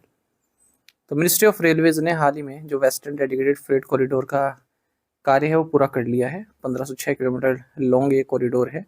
Jawaharlal Nehru port terminal Maharashtra को दादरी उत्तर प्रदेश से कनेक्ट करता है। इसको एग्जीक्यूट किया जा रहा है प्रोजेक्ट को dedicated freight corridor corporation of India limited DFCCIL के द्वारा। अच्छा, फ्रेट जो माल ढुलाई होती है उसको इम्प्रूव करने के लिए मिनिस्ट्री ऑफ रेलवेज ने 2 डेडिकेटेड फ्रेट कॉरिडोर्स का प्रोजेक्ट लिया हुआ है। एक तो है ईस्टर्न डेडिकेटेड फ्रेट कॉरिडोर, दूसरा है western dedicated freight corridor. Western का हमने पढ़ लिया। जो ईस्टर्न डेडिकेटेड फ्रेट कॉरिडोर है ये लुधियाना पंजाब से सोनगर बिहार तक जाता है। यूनियन बजट 2026-27 में फाइनेंस मिनिस्टर निर्मला सीतारमण ने एक नया डेडिकेटेड फ्रेट कॉरिडोर भी प्रपोज किया है दंकुनी वेस्ट बंगाल से सूरत गुजरात तक। In which city was International Conference on Spacecraft Mission Operations SMOPS 2026 held? अंतरिक्ष यान मिशन संचालन पर अंतर्राष्ट्रीय सम्मेलन SMOPS 2026 किस शहर में आयोजित किया गया? सही आंसर ऑप्शन सी है बेंगलुरु। तो international conference on spacecraft mission operations SMOPS 2026 का जो सेकंड एडिशन है ये बेंगलुरु में आयोजित हुआ। थीम रहा innovative operations for smart and sustainable space mission management next generation. तो इस कॉन्फ्रेंस को जॉइंटली ऑर्गेनाइज किया गया है Indian Space Research Organisation, Astronautical Society of India और इंटरनेशनल एकेडमी ऑफ एस्ट्रोनॉटिक्स के द्वारा। कई तरह के टॉपिक्स यहाँ पर कवर किए गए हैं। ठीक है, मिशन ऑपरेशन मैनेजमेंट संबंधित, advance mission design, automation, large constellation management, human space flight mission, space robotics, space policy, lunar entrepreneur exploration, cyber security in space system, artificial intelligence, ये सभी। Who released the report From Borrowers to Builders, Women and India's Evolving Credit Market? कर्जदारों से बिल्डरों तक महिलाएं और भारत का विकसित होता ऋण बाजार नामक रिपोर्ट किसने जारी की है? सही आंसर ऑप्शन डी है निधि छिब्बर। सीईओ नीति आयोग निधि छिब्बर, इन्होंने from borrowers to builders women and India's evolving credit market का सेकंड एडिशन रिलीज किया है न्यू दिल्ली में। इस रिपोर्ट में बताया गया है कि जो महिला बोरोवर्स हैं उनका जो क्रेडिट पोर्टफोलियो है वो 76 लाख करोड़ रुपए का है, यानी कि टोटल सिस्टम क्रेडिट का 26%। जो महिला क्रेडिट एक्सपोजर है ये भी 4 पॉइंट टाइम एक्सपेंड हुआ है 2017 के बाद से, यानी कि महिलाएं जो है क्रेडिट लेने लगी हैं। और इस रिपोर्ट को विमेन एंटरप्रेन्योरशिप प्लेटफॉर्म द्वारा प्रिपेयर किया गया है ट्रांसयूनियन सिविल और माइक्रोसेव कंसल्टिंग के साथ मिलकर। Which country elected To Lam as its president? किस देश ने टो लैम को अपना राष्ट्रपति चुना है? सही आंसर ऑप्शन बी है वियतनाम। तो वियतनाम ने टो लैम को अपना प्रेसिडेंट चुना है 5 साल के लिए। टो लैम आपको बता दें फॉर्मर पुलिस ऑफिसर हैं और कम्युनिस्ट पार्टी ऑफ वियतनाम के जनरल सेक्रेटरी हैं, हाईएस्ट रैंक पोजीशन होती है ये, और फिर अब प्रेसिडेंट भी बन चुके हैं वियतनाम की। वियतनाम की कैपिटल हनोई है, यहाँ की करेंसी है वियतनामीज डोंग। करेंसी पूछ लेते हैं यहाँ की। Which company became the first FMCG company in India to cross 1 lakh crore rupees turnover? Bharat में 1 लाख करोड़ रुपए का कारोबार पार करने वाली पहली FMCG कंपनी कौन सी बनी? सही आंसर ऑप्शन डी है अमूल। तो देखिए Amul first fast moving consumer goods company बन गई है हमारे देश में, जिसने 1 लाख करोड़ रुपए का जो टर्नओवर है वो क्रॉस कर लिया है। ठीक है, या फिर आपको 1 ट्रिलियन रुपीस का टर्नओवर पार कर लिया है और 11% ईयर ऑन ईयर ग्रोथ देखने के लिए मिल गई इसे, अगर हम फाइनेंशियल 25 से कंपेयर करें। ठीक है, तो इसकी मालिकाना कंपनी कौन सी है? Gujarat cooperative milk marketing federation. Which Indian company has signed MOU with Colombo dockyard for ship building repair? किस भारतीय कंपनी ने जहाज निर्माण और मरम्मत के लिए कोलंबो डॉकयार्ड के साथ समझौता ज्ञापन पर हस्ताक्षर किए? सही आंसर ऑप्शन डी है dredging corporation of India limited. तो dredging corporation of India limited और कोलंबो डॉकयार्ड, इन्होंने एमओयू साइन किया है शिप रिपेयर और शिप बिल्डिंग कैपेबिलिटीज़ को इम्प्रूव करने के लिए। तो दोनों ही कंपनीज ट्राई डॉकिंग और रिपेयर सर्विस प्रोवाइड कराएंगी जो भी dredging corporation of India limited की जो फ्लीट है पूरी उसे। Which state government has declared cancer a नोटिफिएबल disease? किस राज्य सरकार ने कैंसर को अधिसूचित करने योग्य बीमारी घोषित किया है? सही आंसर ऑप्शन बी है तेलंगाना। तेलंगाना गवर्नमेंट ने कैंसर को नोटिफिएबल डिजीज डिक्लेयर किया है राज्य में। ठीक है, इसके मॉनिटरिंग के लिए एक रोबस्ट सर्विलेंस सिस्टम इस्टेब्लिश किया जाएगा। जो भी हेल्थ केयर फैसिलिटीज़ हैं, चाहे वो गवर्नमेंट हो या प्राइवेट हॉस्पिटल हो, और डायग्नोस्टिक लेबोरेटरीज, क्लिनिक्स, सबको ये लीगली मैंडेट किया गया है कि वो कैंसर केसेस की जो भी रिपोर्ट है, डायग्नोस रिपोर्ट है, वो 1 महीने के अंदर सबमिट करें।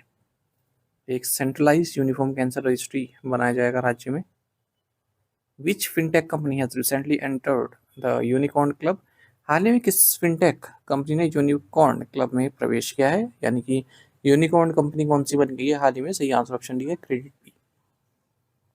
तो बेंगलुरु बेस्ड फिनटेक कंपनी है क्रेडिट बी, ये यूनिकॉर्न क्लब में शामिल हो गई है और 280 मिलियन यूएस की प्री आईपीओ राउंड के बाद इसकी जो वैल्यूएशन है 1.5 बिलियन यूएस डॉलर पहुंच चुकी है। यूनिकॉर्न मतलब जो स्टार्टअप कंपनीज होती है जिनकी वैल्यूएशन 1 बिलियन यूएस डॉलर से अधिक की हो जाए। यूनिकॉर्न जो शब्द है वो एलन ली द्वारा दिया गया था साल 2013 में।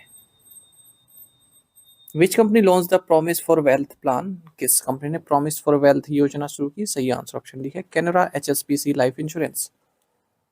Canara HSBC life insurance company limited ने प्रॉमिस फॉर वेल्थ अनाउंस किया है, जो कि एक next generation unit linked individual saving life insurance plan है। It is designed for individuals seeking a balanced approach to long-term wealth creation and financial protection. बाकी आपको केवल इस तरह के क्वेश्चन में यही याद रखना होता है कि प्रॉमिस फॉर वेल्थ ये लॉन्च किया है Canara HSBC life insurance company limited में। What is the foreign portfolio investment limits in government securities according to the RBI? RBI के अनुसार विदेशी पोर्टफोलियो निवेशकों द्वारा सरकारी प्रतिभूतियों में निवेश की सीमा क्या है? सही आंसर ऑप्शन बी है 6%। तो देखिए रिजर्व बैंक ऑफ इंडिया ने जो फॉरेन पोर्टफोलियो इन्वेस्टमेंट लिमिट है गवर्नमेंट सिक्योरिटीज में, स्टेट गवर्नमेंट सिक्योरिटीज में, कॉर्पोरेट बॉन्ड्स में से अनचेंज रखा है 2026-27 के लिए। तो गवर्नमेंट सिक्योरिटीज के लिए लिमिट 6% है, स्टेट गवर्नमेंट सिक्योरिटीज के लिए 2% है और कॉर्पोरेट बॉन्ड्स के लिए 15% ये रही है।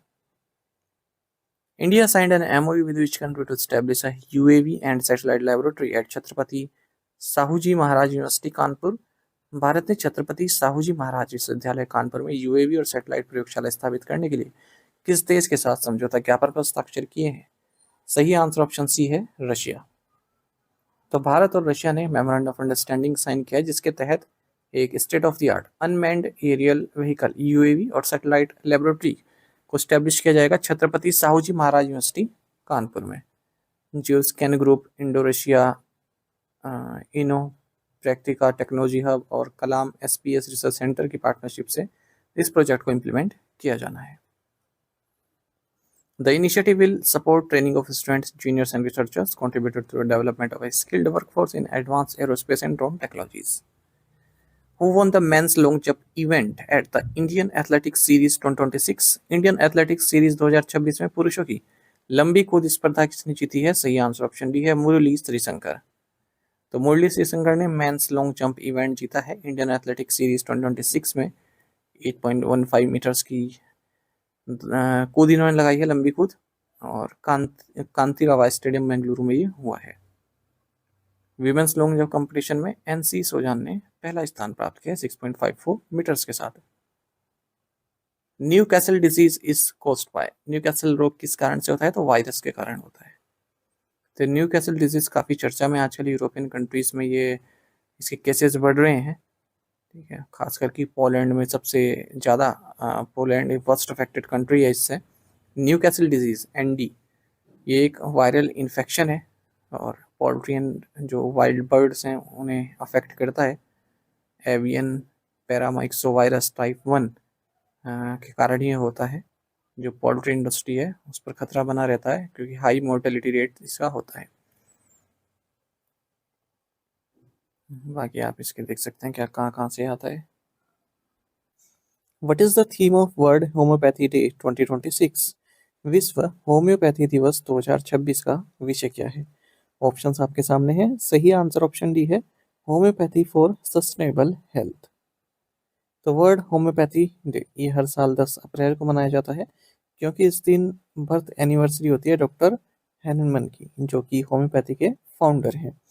2026 में वर्ल्ड होम्योपैथी डे का थीम है होम्योपैथी फॉर सस्टेनेबल हेल्थ। 1810 में सबसे पहले होम्योपैथी भारत में आया जब जर्मन मिशनरीज ने यहाँ पर मेडिसिन डिस्ट्रीब्यूट करना शुरू किया। तो हम बात कर रहे हैं सैमुअल हैनमन की। ये जर्मन फिजिशियन थे, इन्होंने होम्योपैथी के को डिस्कवर किया और इनका एक वर्क भी है ऑर्गेन ऑफ मेडिसिन। तो इसमें कई सारी होम्योपैथी प्रैक्टिस के बारे में बताया गया है। India has withdrawn its proposal to host the 33rd Conference of the Parties COP33 of the UNFCCC. India initially proposed to host COP33 in which year? Bharat ने संयुक्त राष्ट्र परिषद के 33वें सम्मेलन की मेजबानी का अपना प्रस्ताव वापस ले लिया है। भारत ने प्रारंभ में किस वर्ष COP33 की मेजबानी का प्रस्ताव रखा था? ऑप्शंस आपके सामने हैं। सही आंसर ऑप्शन बी है 2028। देखिए भारत ने ये कहा था कि जो United Nations framework convention on climate change यानी कि UNFCCC की जो 33rd समिट होने वाली है, जिसे हम कॉन्फ्रेंस ऑफ पार्टीज बोलते हैं, ये हम होस्ट करना चाहते हैं 2028 में। ऐसा भारत ने अपनी इच्छा जताई थी, लेकिन अब भारत ने वो प्रपोजल अपना वापस ले लिया है। अब भारत इच्छुक नहीं है 2028 में से होस्ट करने के लिए। तो अब केवल साउथ कोरिया ही बचता है जिसने इंटरेस्ट दिखाया था अपना। 2028 में होस्ट करने के लिए, और इसको मिल भी जाएगा। तो देखिए बात है जब प्राइम मिनिस्टर नरेंद्र मोदी ने भारत का ये प्रपोजल रखा था COP28 के दौरान, माफ़ कीजिएगा, जब अपना एक प्रपोजल रखा था दिसंबर 2023 में यूनाइटेड अरब अमीरात में। ठीक है, अच्छा, भारत ने अब तक केवल एक ही बार ये COP को होस्ट किया है, वो भी 2002 में। COP31 टर्की में होगी, COP32 इथोपिया में होगी। ठीक है, अच्छा, जो कॉन्फ्रेंस ऑफ द पार्टीज है, ये एक सुप्रीम डिसीजन मेकिंग बॉडी है UNFCCC की। 198 पार्टीज या कंट्रीज आप कह सकते हैं इसमें शामिल हैं, और जो भी क्लाइमेट चेंज से संबंधित प्रोग्रेस है उसको देखा जाता है, जैसे पेरिस एग्रीमेंट है या फिर जो एमिशन रिडक्शन गोल्स हैं उन पर कितनी प्रोग्रेस हुई है। और जो पहली इस तरह की सबमिट हुई थी COP1, ये बर्लिन में हुई थी 1995 में, जर्मनी में। Which bank has overtaken ICICI Bank in market capitalization rankings during the January to March quarter? जनवरी से मार्च तिमाही के दौरान बाजार पूंजीकरण रैंकिंग में किस बैंक ने ICICI बैंक को पीछे छोड़ दिया है?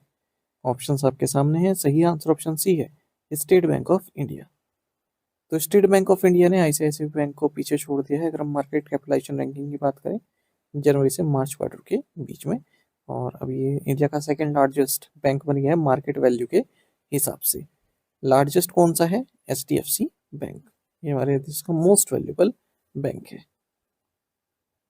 Financial intelligence unit India and which agency signed MOU to combat cyber fraud and financial crimes?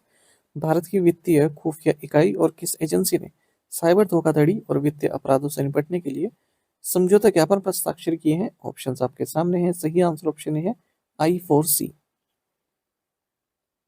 तो फाइनेंशियल इंटेलिजेंस यूनिट इंडिया और Indian cyber crime coordination centre यानी कि I4C, इन्होंने मेमोरेंडम ऑफ अंडरस्टैंडिंग साइन किया है, और ये साइबर फ्रॉड और जो फाइनेंशियल क्राइम्स हैं उनसे निपटने के लिए किया गया है। दोनों ही एजेंसीज एक रोबस्ट फीडबैक मैकेनिज्म बनाएगी ताकि फ्रॉड को डिटेक्ट किया जा सके नेशनल लेवल पर।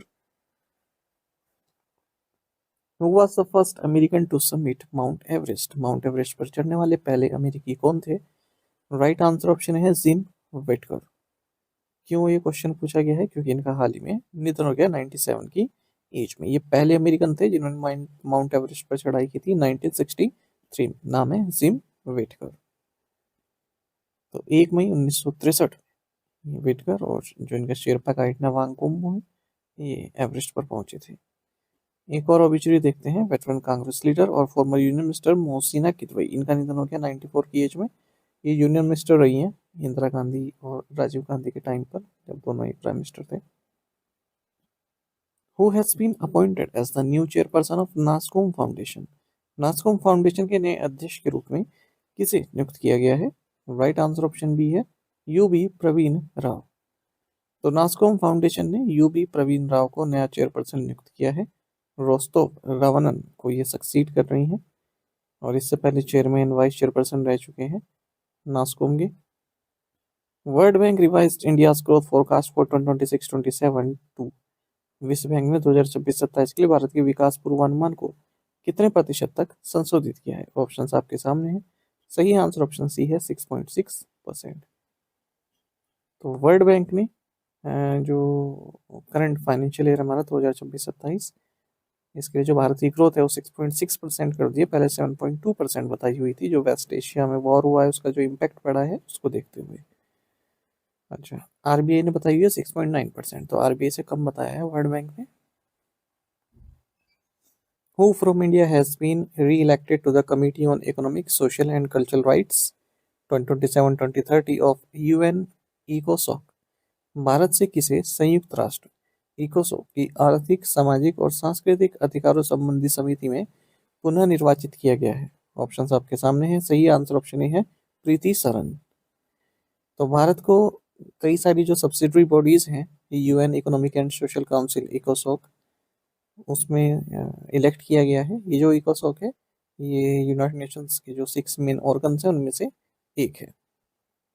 तो भारत को कौन कौन सी सब्सिडरी बॉडीज में शामिल किया गया? एक तो है commission on science and technology for development, committee on non governmental organisation, committee for programme and coordination. तो इंडियन एम्बेसडर हैं प्रीति सारन, इन्हें इलेक्ट किया गया है committee on economic social and cultural rights में 2027 से 2030 के बीच में। NTPC has signed an MOU with which company to explore cooperation in developing new nuclear power projects in India? NTPC ने भारत में नई परमाणु ऊर्जा परियोजनाओं के विकास में सहयोग की संभावनाओं को तलाशने के लिए किस कंपनी के साथ समझौता ज्ञापन पर हस्ताक्षर किए हैं? राइट आंसर ऑप्शन डी है इलेक्ट्रिसिटी डे फ्रांस। तो national thermal power corporation limited NTPC और इलेक्ट्रिसिटी डे फ्रांस जो कि फ्रांस की एक थर्मल पावर कंपनी है, इन्होंने non binding memorandum of understanding sign किया है भारत में नए न्यूक्लियर पावर सेक्टर्स स्थापित करने के लिए। Who has been appointed as chairman and managing director CMD of BPCL? BPCL के अध्यक्ष एवं प्रबंध निदेशक के रूप में किसे नियुक्त किया गया है? ऑप्शन आपके सामने है, सही आंसर ऑप्शन बी है संजय खन्ना। तो Bharat petroleum corporation limited BPCL, इन्होंने संजय खन्ना को अपना चेयरमैन एंड मैनेजिंग डायरेक्टर नियुक्त किया है। BPCL की बात करें, इसका हेडक्वार्टर्स मुंबई में है और इसकी 3 रिफाइनरीज हैं, तो बीना, कोची, एक Mumbai. When is the International Day of Human Space Flight observed? अंतर्राष्ट्रीय मानव अंतरिक्ष उड़ान दिवस कब मनाया जाता है? ऑप्शंस आपके सामने हैं, सही आंसर ऑप्शन सी है 12 अप्रैल। International day of human space flight ये हर साल 12 अप्रैल को मनाया जाता है और इस दिन एनिवर्सरी होती है फर्स्ट ह्यूमन स्पेस फ्लाइट की, जिसे यूरी गैगरिन जो कि सोवियत एस्ट्रोनॉट रहे, इनके द्वारा की गई। तो वोस्तोक 1 मिशन इसका नाम था 1961 में और यूरी गैगरिन ने 1 ऑर्बिट अराउंड अर्थ 108 मिनट में पूरा किया वोस्तोक 3 के स्पेस क्राफ्ट के जरिए, जिसे वोस्तोक के रॉकेट से छोड़ा गया था बैकनूर कोमोड्रोम कजाकिस्तान USSR सेंटर से। अच्छा, साथ ही इसी दिन 12 अप्रैल 1981 को 20 साल बाद, मतलब फर्स्ट ह्यूमन स्पेस फ्लाइट के 20 साल बाद फर्स्ट स्पेस शटल भी लॉन्च किया गया था STS-1 Columbia. Which cricketer became the fastest to reach 12,000 runs in T20 cricket? T20 cricket में सबसे तेज 12,000 रन बनाने वाले क्रिकेटर कौन है? ऑप्शंस आपके सामने हैं, सही आंसर ऑप्शन सी है बाबर आजम। इस तरह क्वेश्चन एग्जाम में पूछ लेते हैं कि सबसे तेज इतने रन किसने बनाए हैं। तो पाकिस्तानी बैट्समैन बाबर आजम ये फास्टेस्ट प्लेयर बन गए हैं जिन्होंने T20 क्रिकेट में 12,000 रन बनाए हैं, मतलब सबसे कम इनिंग्स इन्होंने ली हैं 12,000 रन बनाने के लिए। तो कराची में इन्होंने अपना जब 351वां मैच खेला पेशावर जालमी के अगेंस्ट पाकिस्तान सुपर लीग में, कराची किंग्स के अगेंस्ट PSL में इनकी टीम है पेशावर जालमी, तो इन्होंने केवल 338 इनिंग्स में ये उपलब्धि हासिल की है। इससे पहले ये उपलब्धि किसके नाम थी? Former West Indies legend Chris Gayle के नाम, जिन्होंने 343 इनिंग्स ली थी 12,000 रन बनाने में। और विराट कोहली अपने भारत के तीसरे नंबर पे 360 इनिंग्स के साथ। Who was CD Gopinath? CD Gopinath कौन थे? ऑप्शंस आपके सामने हैं, सही आंसर ऑप्शन सी है टेस्ट क्रिकेटर। तो former Indian test cricketer CD Gopinath ये लास्ट सर्वाइविंग मेंबर थे अब तक, इंडिया की जो पहली टेस्ट विक्ट्री हुई थी उस टीम के, जो अब तक जिंदा थे। तो इनका निधन हो गया 96 की एज में चेन्नई में। इनका फुल नेम है चिंगलेपुट डोराईकन्नू CD गोपीनाथ। इंडिया के ओल्डेस्ट टेस्ट क्रिकेटर भी थे ये और सेकंड ओल्डेस्ट थे वर्ल्ड वाइड, क्योंकि वर्ल्ड वाइड सेकंड जो सबसे ओल्डेस्ट क्रिकेटर हैं वो ऑस्ट्रेलिया के नील हॉर्वे हैं जो 97 साल 183 दिन के हैं। अच्छा, अब गोपीनाथ जी की डेथ के बाद अब भारत में सबसे ओल्डेस्ट क्रिकेटर कौन हो गया? 95 एज के चंद्रकांत पटंकर। ठीक है। अच्छा, भारत ने अपना पहला जो टेस्ट मैच जीता था 1952 में जीता था इंग्लैंड के अगेंस्ट, 5th टेस्ट भारत ने जीता था। ठीक है, होम सीरीज थी MS चिदम्बरम स्टेडियम चेन्नई में जीता था भारत ने। एक और करंट अफेयर न्यूज़ देख लेते हैं ऑबिचुरी संबंधित। कर्नल सोनम वांगचुक जिन्हें जो कारगिल हीरो रहे, महावीर चक्र अवार्डी रहे, इनका निधन हो गया 61 की एज में। इन्हें लायन ऑफ लद्दाख के नाम से भी जाना जाता है। कारगिल वार 1999 के तहत इन्हें चोरबतला सिक्योर करने का मिशन दिया गया था और बैटलिक सब सेक्टर, और इन्होंने बखूबी इस टारगेट को अपना पूरा किया। लद्दाख स्काउट्स से थे ये। The target to make India Naxal free was achieved by, Naxal मुक्त भारत बनाने की समय सीमा क्या थी? ऑप्शंस आपके सामने हैं। सही आंसर ऑप्शन ए है मार्च 31, 2026। तो union ministry of home affairs ने ऑफिशियली ये डिक्लेयर किया है कि भारत नक्सल फ्री बन चुका है। जो भारत ने टारगेट रखा था 31 मार्च 2026 तक का कि हम नक्सल फ्री हो जाएंगे, माओइस्ट फ्री हो जाएंगे, वो हमने अचीव कर लिया है। तो टोटल जो left wing extremist affected district है ये 2014 में 126 थे, अब 2026 में केवल 7 बचे हैं। और 3 डिस्ट्रिक्ट मोस्ट अफेक्टेड कैटेगरी में, एक तो बीजापुर, सुकमा और नारायणपुर, और तीनों ही छत्तीसगढ़ में है। नक्सलिज्म एक फार लेफ्ट मॉइस्ट इंसर्जेंसी है भारत में। 1967 में इसकी शुरुआत हुई नक्सलबरी वेस्ट बंगाल से रूरल इनइक्वालिटी के अगेंस्ट। तो पहले ये पीजेंट रिवोल्ट था और देखते देखते भारत में एक इंटरनल सिक्योरिटी चैलेंज बन गया। जो इसके कर्ता धर्ता थे वो चारू मजूमदार, कनु सन्याल और जगल संतल थे। द एक्सरसाइज द्वीप शक्ति was conducted under which command, द्वीप शक्ति अभ्यास किस कमान के तहत आयोजित किया गया? राइट आंसर ऑप्शन डी है अंडमान एंड निकोबार कमांड। तो इंडियन आर्म्ड फोर्सेस ने एक्सरसाइज द्वीप शक्ति को कंक्लूड किया है। ये एक high intensity tri service military drill रही है। जॉइंट ऑपरेशनल कैपेबिलिटीज को यहाँ पर शोकेस किया गया है। अंडमान एंड निकोबार कमांड के तहत इस एक्सरसाइज द्वीप शक्ति को कंडक्ट किया गया। अच्छा, अंडमान और निकोबार कमांड इंडिया की only tri service theatre command है। Primary objective of the exercise Dweep Shakti is to enhance jointness and interoperability among the Indian army, Indian Navy and Indian Air Force, ensuring that the three services can function as a single cohesive force during complex military operations. Which organization adopted the medium-term strategy framework उत्कर्ष 2.0? किस संगठन ने मध्यम अवधि रणनीति ढांचा उत्कर्ष 2.0 जारी किया है? सही आंसर ऑप्शन ए है आरबीआई। तो रिजर्व बैंक ऑफ इंडिया ने मीडियम टर्म स्ट्रेटजी फ्रेमवर्क उत्कर्ष 2.0 एडॉप्ट किया है। 2023 से 2025 के बीच में किया था, 2022 में, ठीक है। और इससे बैंक की प्रोग्रेस हुई, बैंक्स की प्रोग्रेस हुई। अच्छा, इसी को देखते हुए अब आरबीआई ने मीडियम टर्म स्ट्रेटजी फ्रेमवर्क उत्कर्ष 2029 को अडॉप्ट किया है। अप्रैल 2026 से मार्च 2029 के बीच में कई तरह के रिफॉर्म्स इनिशिएटिव्स के तहत लिए जाएंगे। तो 6 स्ट्रेटजी पिलर्स आरबीआई ने डिसाइड किया। तो robust regulations, customer centricity and inclusive finance, competitive markets, effective technology, future ready organization and global India. According to SBI research, remittances to India are expected to reach what range in financial 26? SBI research के अनुसार वित्त वर्ष 2026 में भारत को भेजी जाने वाली धनराशि किस स्तर तक पहुंचने की उम्मीद है? राइट आंसर ऑप्शन सी है 137 to 140 बिलियन यूएस डॉलर। तो रेमिटेंसेस यानी कि जो बाहर से पैसा इंडियन वर्कर्स अपने देश में भेजते हैं, तो रेमिटेंसेस जो भारत में है वो 137 से 140 बिलियन यूएस डॉलर का रहने वाला है फाइनेंशियल 26 में, ठीक है। और फाइनेंशियल 27 में 135 से 137 बिलियन यूएस डॉलर का हो जाएगा, ऐसा एसबीआई रिसर्च रिपोर्ट ने कहा है। 110 बिलियन यूएस डॉलर का तो दिसंबर तक किया है इस फिस्कल में, और last year 100 billion US dollar का था सेम पीरियड में। रिजर्व बैंक ऑफ इंडिया की जो मॉनेटरी पॉलिसी कमेटी है उन्होंने भी जो रेपो रेट है उसको अनचेंज रखा है 5.25% पर, न्यूट्रल स्टैंस रखा है। जो रियल जीडीपी ग्रोथ है उसको 6.9% रखा है। Who has been appointed as the MD and CEO of Cholamandalam MS general insurance? Cholamandalam MS general insurance के एमडी और सीईओ के रूप में किसे नियुक्त किया गया है? ऑप्शंस आपके सामने हैं। सही आंसर ऑप्शन डी है राजीव कुमारस्वामी। तो board of directors of Cholamandalam MS general insurance ने राजीव कुमारस्वामी को मैनेजिंग डायरेक्टर एंड सीईओ नियुक्त किया है। और किसको सक्सीड करेंगे इस पोजीशन पर? वी सूर्य नारायणम को। Which organisation release the reports on ease of doing research and development in India? Bharat में अनुसंधान एवं विकास करने में सुगमता रिपोर्ट किस संगठन ने जारी की? राइट आंसर ऑप्शन डी है नीति आयोग। तो नीति आयोग ने 2 रिपोर्ट जारी की हैं। एक तो है ease of doing research and development in India and second is survey report on ease of doing research and development in India. इन रिपोर्ट्स को रिलीज किया गया है नीति आयोग के वाइस चेयरमैन सुमन बेरी के द्वारा। एग्जाम में कभी भी कंफ्यूजन नहीं होना है, वाइस चेयरमैन कौन है नीति आयोग के और सीईओ कौन है, ठीक है, कंफ्यूजन हो जाता है ऑप्शंस में।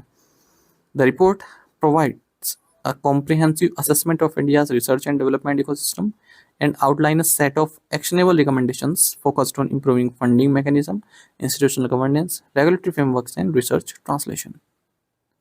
Which regional passport office became the first in India to introduce Braille and Sign Language services? Bharat में किस क्षेत्रीय पासपोर्ट कार्यालय ने सबसे पहले ब्रेल और सांकेतिक भाषा सेवाएं शुरू की हैं? सही आंसर ऑप्शन बी है, भोपाल।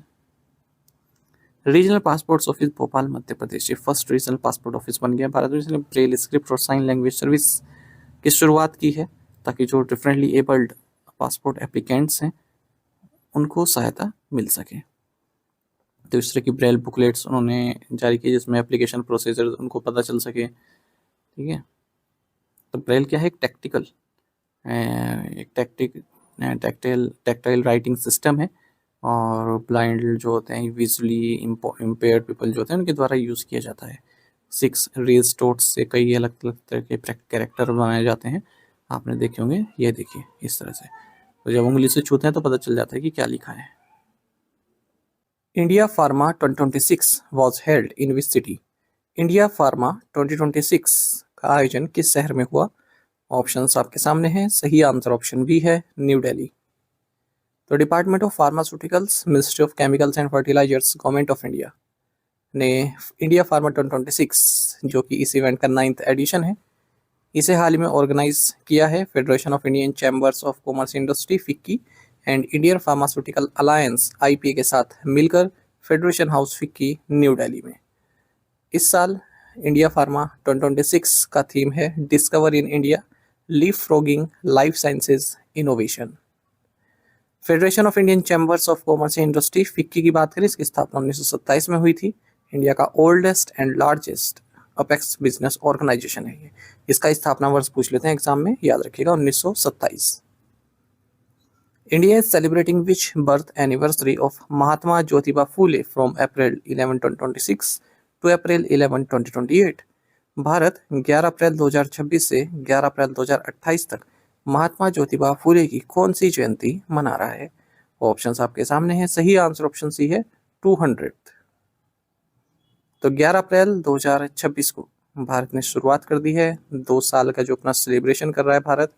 11 अप्रैल 2026 से 11 अप्रैल 2028 तक महात्मा ज्योतिबा फूले की 200th बर्थ एनिवर्सरी का। सोशल रिफॉर्मर रहे हैं और नेशनल इम्प्लीमेंटेशन कमेटी जिसकी अध्यक्षता union minister of home affairs and cooperation ने की, इन्होंने इस सेलिब्रेशन को अप्रूव कर दिया है। ज्योतिराव फूले के बारे में थोड़ी जानकारी लेते हैं। 1827 से 1890 तक इनका जीवन रहा। महाराष्ट्र में इनका जन्म हुआ था, सोशली बैकवर्ड माली कम्युनिटी में।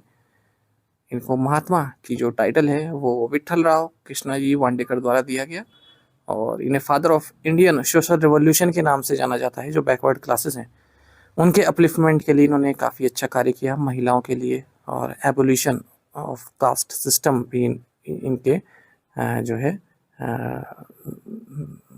मतलब इसके लिए इन्होंने कार्य किया कि जो कास्ट सिस्टम है वो भी एबोलिश हो जाए। गर्ल्स के लिए पहला स्कूल इन्होंने स्टार्ट किया पुणे में 1848 में।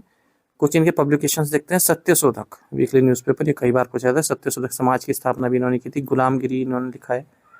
ब्राह्मण नाचे खसाब और सार्वजनिक सत्य धर्म पुस्तक, शेतकर्याचा अशुद्ध, ये सब इन्होंने लिखा है। Where was the maintenance commanders conclave was held? Maintenance commanders बैठक कहाँ आयोजित की गई? राइट आंसर ऑप्शन बी है, नागपुर। तो मेंटेनेंस कमांडर्स कॉन्क्लेव हाल ही में वायुसेना नगर नागपुर में हुई है। इस इवेंट का थीम रहा maintenance command in mission mode to support operations. इसमें जो सीनियर लीडरशिप है की स्टॉक होल्डर्स हैं, मेंटेनेंस स्ट्रेटजीज और फ्यूचर इनिशिएटिव्स क्या होने चाहिए ऑपरेशनल प्रिपेयरनेस में, उस पर डिस्कशन हुआ है। Which country is the partner country for Elecrama 2027? Elecrama 2027 के लिए भागीदार देश कौन सा है? राइट आंसर ऑप्शन डी है, जर्मनी। तो सेंट्रल इलेक्ट्रिसिटी अथॉरिटी के चेयरपर्सन घनश्याम प्रसाद, इन्होंने इलेक्ट्रामा 2027 का 7th एडिशन ऑफिशियली या फॉर्मली लॉन्च किया है। ये वर्ल्ड का लार्जेस्ट इलेक्ट्रिक शो है और न्यू दिल्ली में इसको लॉन्च किया गया। मतलब अभी ये जो इवेंट है ये शुरू नहीं हुआ है, केवल एक जैसे करते हैं ना पदार्पण किया, तो वो किया है। इस इवेंट को ऑर्गेनाइज किया जा रहा है Indian electrical and electronics manufacturers association द्वारा। तो ये 5 दिन का इवेंट होगा अगले साल, यानी कि 2027 में 20 फरवरी से चलेगा 24 फरवरी तक ग्रेटर नोएडा में। जर्मनी इसका पार्टनर कंट्री रहने वाला है इस एडिशन में। और थीम रहेगा reimagining energy for a sustainable future. यहाँ पे आप देख सकते हैं, ये देखिए world largest electric show Elecrama 17th edition 20 से 24 फरवरी 2027 के बीच में होगा ग्रेटर नोएडा, दिल्ली एनसीआर में। Which country launch the world's first commercial upper 6 gigahertz network? किस देश ने विश्व का पहला वाणिज्यिक अपर 6 गीगाहर्ट्ज नेटवर्क लॉन्च किया है? ऑप्शंस आपके सामने हैं। सही आंसर ऑप्शन बी है यूएई। तो यूएई यानी कि यूनाइटेड अरब अमीरात, इसने इंटरनेट टेक्नोलॉजी में एक बहुत बड़ा स्टेप लिया है और वर्ल्ड का first commercial upper 6 gigahertz network इसने लॉन्च किया है। तो समीना काउंसिल लीडर समिट 2026 के दौरान इसने ये अनाउंसमेंट किया है। Telecommunications and digital government regulatory authority जो है यहाँ की, उसके द्वारा इसे रोल आउट किया गया है। तो ये 6425 से 7125 मेगाहर्ट्ज के बीच में ऑपरेट करता है ये वाला जो U6 गीगाहर्ट्ज बैंड है। और इसे गोल्डन स्पेक्ट्रम भी बोलते हैं क्योंकि स्ट्रॉन्ग कवरेज की होती है, हाई स्पीड होती है, large amount of data he handle कर सकता है, वो भी स्लोइंग डाउन के बिना। With this network users could see speeds up to 10 Gbps gigabytes per second for downloads and 1 Gbps for uploads under advanced 5G technology. Foundation for India's first port taxi project was laid in which city? Bharat की पहली port taxi परियोजना की नींव किस शहर में रखी गई है? ऑप्शंस आपके सामने है। सही आंसर ऑप्शन बी है मुंबई। तो महाराष्ट्र के चीफ मिनिस्टर देवेंद्र फडणवीस, इन्होंने इंडिया का जो फर्स्ट पोर्ट टैक्सी प्रोजेक्ट है उसकी आधारशिला रखी है मुंबई में। पोर्ट टैक्सी एक ऑटोमेटेड रैपिड ट्रांजिट सिस्टम है, ARTS। कुछ इसकी विशेषताएं देख लेते हैं। ये ड्राइवरलेस होता है और AI पावर्ड होता है, बैटरी पावर पर ये चलता है। एक डेडिकेटेड गाइडवे होता है, यहाँ से आप देख सकते हैं ये इस तरह का गाइडवे, और 6 पैसेंजर हर एक पॉड में हो सकते हैं। मैक्सिमम स्पीड 40 km/h की होती है। Pods stop only at stations chosen by passengers. The Central Ayurveda Research Institute (CARI) is located in which city? केंद्रीय आयुर्वेद अनुसंधान संस्थान किस शहर में स्थित है? राइट आंसर ऑप्शन सी है बेंगलुरु। तो देखिए जो क्लिनिकल लेबोरेटरी है central Ayurveda research institute Bengaluru में, इसे ISO 15189 2022 एक्रेडिटेशन प्राप्त हुआ है बायोकेमिस्ट्री और हेमेटोलॉजी के लिए। इस तरह से फर्स्ट इंस्टीट्यूट बन गया है central council for research in Ayurveda sciences के तहत, जिसे डिस्टिंक्शन प्राप्त हुई है। This accreditation assures patients that the laboratory delivers accurate, reliable and safe diagnostic results in line with globally accepted quality standards. तो जो भी लैबोरेटरी रिजल्ट्स आते हैं वो काफ़ी एक्यूरेट होंगे, रिलायबल होंगे, क्योंकि जो इंटरनेशनल स्टैंडर्ड्स हैं उसी को ध्यान में रखते हुए सब रिजल्ट्स बनते हैं। Who has been appointed as the CEO of Policy Bazaar Insurance Brokers Private Limited? Policy बाजार इंश्योरेंस ब्रोकर्स प्राइवेट लिमिटेड के CEO के रूप में किसे नियुक्त किया गया है? ऑप्शंस आपके सामने हैं। सही आंसर ऑप्शन डी है सज्जा प्रवीण चौधरी। पॉलिसी बाजार इंश्योरेंस ब्रोकर्स प्राइवेट लिमिटेड जो कि होली ओन सब्सिडरी है PB फिनटेक लिमिटेड की, इसने सज्जा प्रवीण चौधरी को अपना चीफ एग्जीक्यूटिव ऑफिसर और प्रिंसिपल ऑफिसर नियुक्त किया है, क्योंकि इस पद पर पहले तरुण माथुर थे, उन्होंने रेजिग्नेशन दे दिया था। पॉलिसी बाजार आप सभी जानते हैं एक इंडियन इंश्योरेंस एग्रीगेटर है, मल्टीनेशनल फाइनेंशियल टेक्नोलॉजी कंपनी है, गुरुग्राम बेस्ड है, सब्सिडरी है PB फिनटेक लिमिटेड की। PB फिनटेक लिमिटेड की सब्सिडरी पॉलिसी बाजार भी और पैसा बाजार भी है। Who has been appointed as the managing director and CEO of ONDC? ONDC के प्रबंध निदेशक और मुख्य कार्यकारी अधिकारी के रूप में किसे नियुक्त किया गया है? ऑप्शंस आपके सामने हैं। सही आंसर ऑप्शन सी है विभोर जैन। एक मिनट देखिए, तो open network for digital commerce यानी कि ONDC, इन्होंने विभोर जैन को प्रमोट किया है managing director and chief executive officer के पद पे। अब तक ये एक्टिंग CEO के तौर पर थे ONDC में, ठीक है, क्योंकि जो फॉर्मर चीफ एग्जीक्यूटिव ऑफिसर थे थेम्पी कोसी, इन्होंने क्विट कर दिया था अप्रैल में लास्ट ईयर, तब से इंटरिम CEO बने हुए थे विभोर जैन। ONDC क्या है? एक स्टेट ओन टेक्नोलॉजी इनिशिएटिव है, department for promotion industry and internet trade DPIIT government of India द्वारा इसको लॉन्च किया गया है। एक decentralised open e commerce model है ये, सेक्शन 8 कंपनी है, नॉन प्रॉफिट, और 31 दिसंबर 2021 को इसे इनकॉर्पोरेट किया गया था। इनिशियल इन्वेस्टमेंट इसमें आई है क्वालिटी काउंसिल ऑफ इंडिया और प्रोटीन E-गव टेक्नोलॉजीज लिमिटेड से, जिसे NSDL e governance infrastructure limited के नाम से भी जाना जाता है। Vantara University for Wildlife and Veterinary Sciences will be established in which city? Vantara वन्यजीव एवं पशु चिकित्सा विज्ञान विश्वविद्यालय किस शहर में स्थापित किया जाएगा? ऑप्शंस आपके सामने है। सही आंसर ऑप्शन सी है, जामनगर, गुजरात। तो वनतारा जो कि एक वाइल्ड लाइफ कंजर्वेशन इनिशिएटिव है, Reliance industries executive director Anant Ambani द्वारा लॉन्च किया गया है। इन्होंने वनतारा यूनिवर्सिटी को भी सेटअप करने की अनाउंसमेंट किया अपने बर्थडे वाले दिन। और ये डेडिकेटेड और वेटनरी साइंसेस को डेडिकेट रहेगी यूनिवर्सिटी, जामनगर गुजरात में होगी। वर्ल्ड की फर्स्ट इंटीग्रेटेड ग्लोबल इंस्टीट्यूशन है जो वाइल्ड लाइफ कंजर्वेशन और वेटनरी साइंसेस पर फोकस्ड रहने वाली है। It is build on the principles of animal welfare, scientific progress and future of conservation. Undergraduate, postgraduate, fellowship, specialised programme यहाँ पर offer किए जाएंगे अलग अलग डिसिप्लिन में जो वाइल्ड लाइफ से संबंधित हों। As per the Central Armed Police Forces General Administration Act 2026, what percentage of posts will be filled through deputation from the Indian Police Service at the rank of Inspector General? केंद्रीय सशस्त्र police बल सामान्य प्रशासन अधिनियम 2026 के अनुसार महानिरीक्षक rank के कितने प्रतिशत पद भारतीय पुलिस सेवा से प्रतिनियुक्ति के माध्यम से भरे जाएंगे? ऑप्शंस आपके सामने है। सही आंसर ऑप्शन सी है, 50%। तो सेंट्रल गवर्नमेंट ने central armed police forces general administration act 2026 को नोटिफाई कर दिया है प्रेसिडेंट द्रौपदी मुर्मू से मंजूरी मिलने के बाद।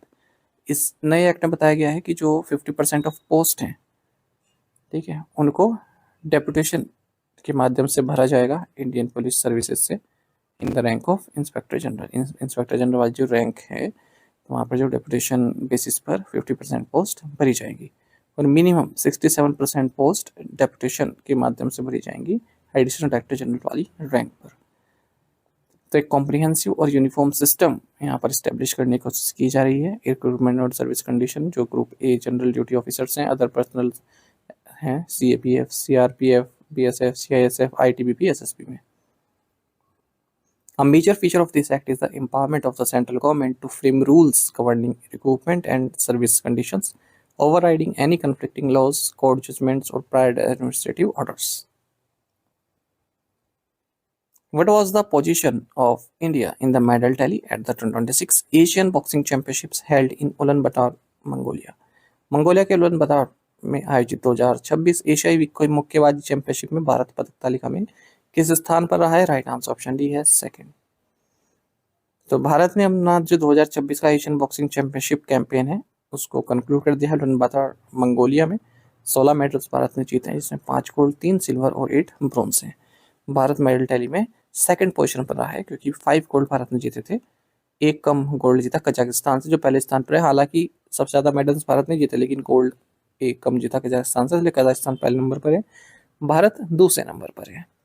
मेंस 50 kg कैटेगरी में विश्वनाथ सुरेश ने गोल्ड मेडल जीता, सचिन सिवाच ने सिल्वर मेडल जीता मेंस 60 kg कैटेगरी फाइनल में। Where is the national safe motherhood day observed? राष्ट्रीय सुरक्षित मातृत्व दिवस कब मनाया जाता है? राइट आंसर ऑप्शन सी है, अप्रैल 11।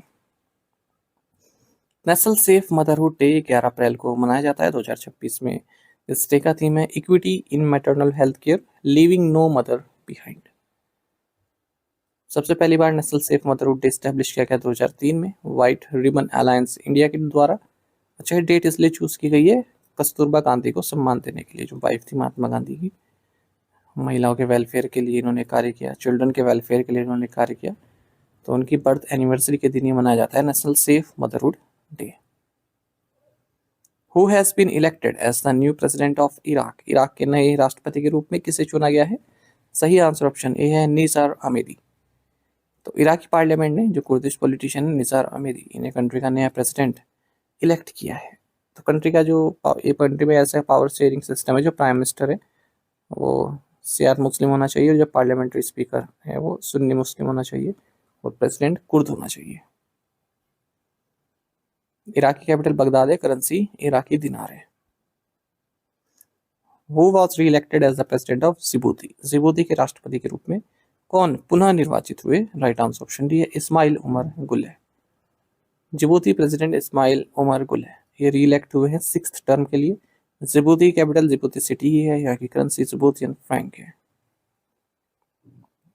Deakin University of Australia signed an MOU with the government of which Indian state to advance artificial intelligence? Australia के डीकिन विश्वविद्यालय ने कृत्रिम बुद्धिमत्ता को बढ़ावा देने के लिए किस भारतीय राज्य की सरकार के साथ समझौता ज्ञापन पर हस्ताक्षर किए हैं? सही आंसर ऑप्शन बी है, तेलंगाना।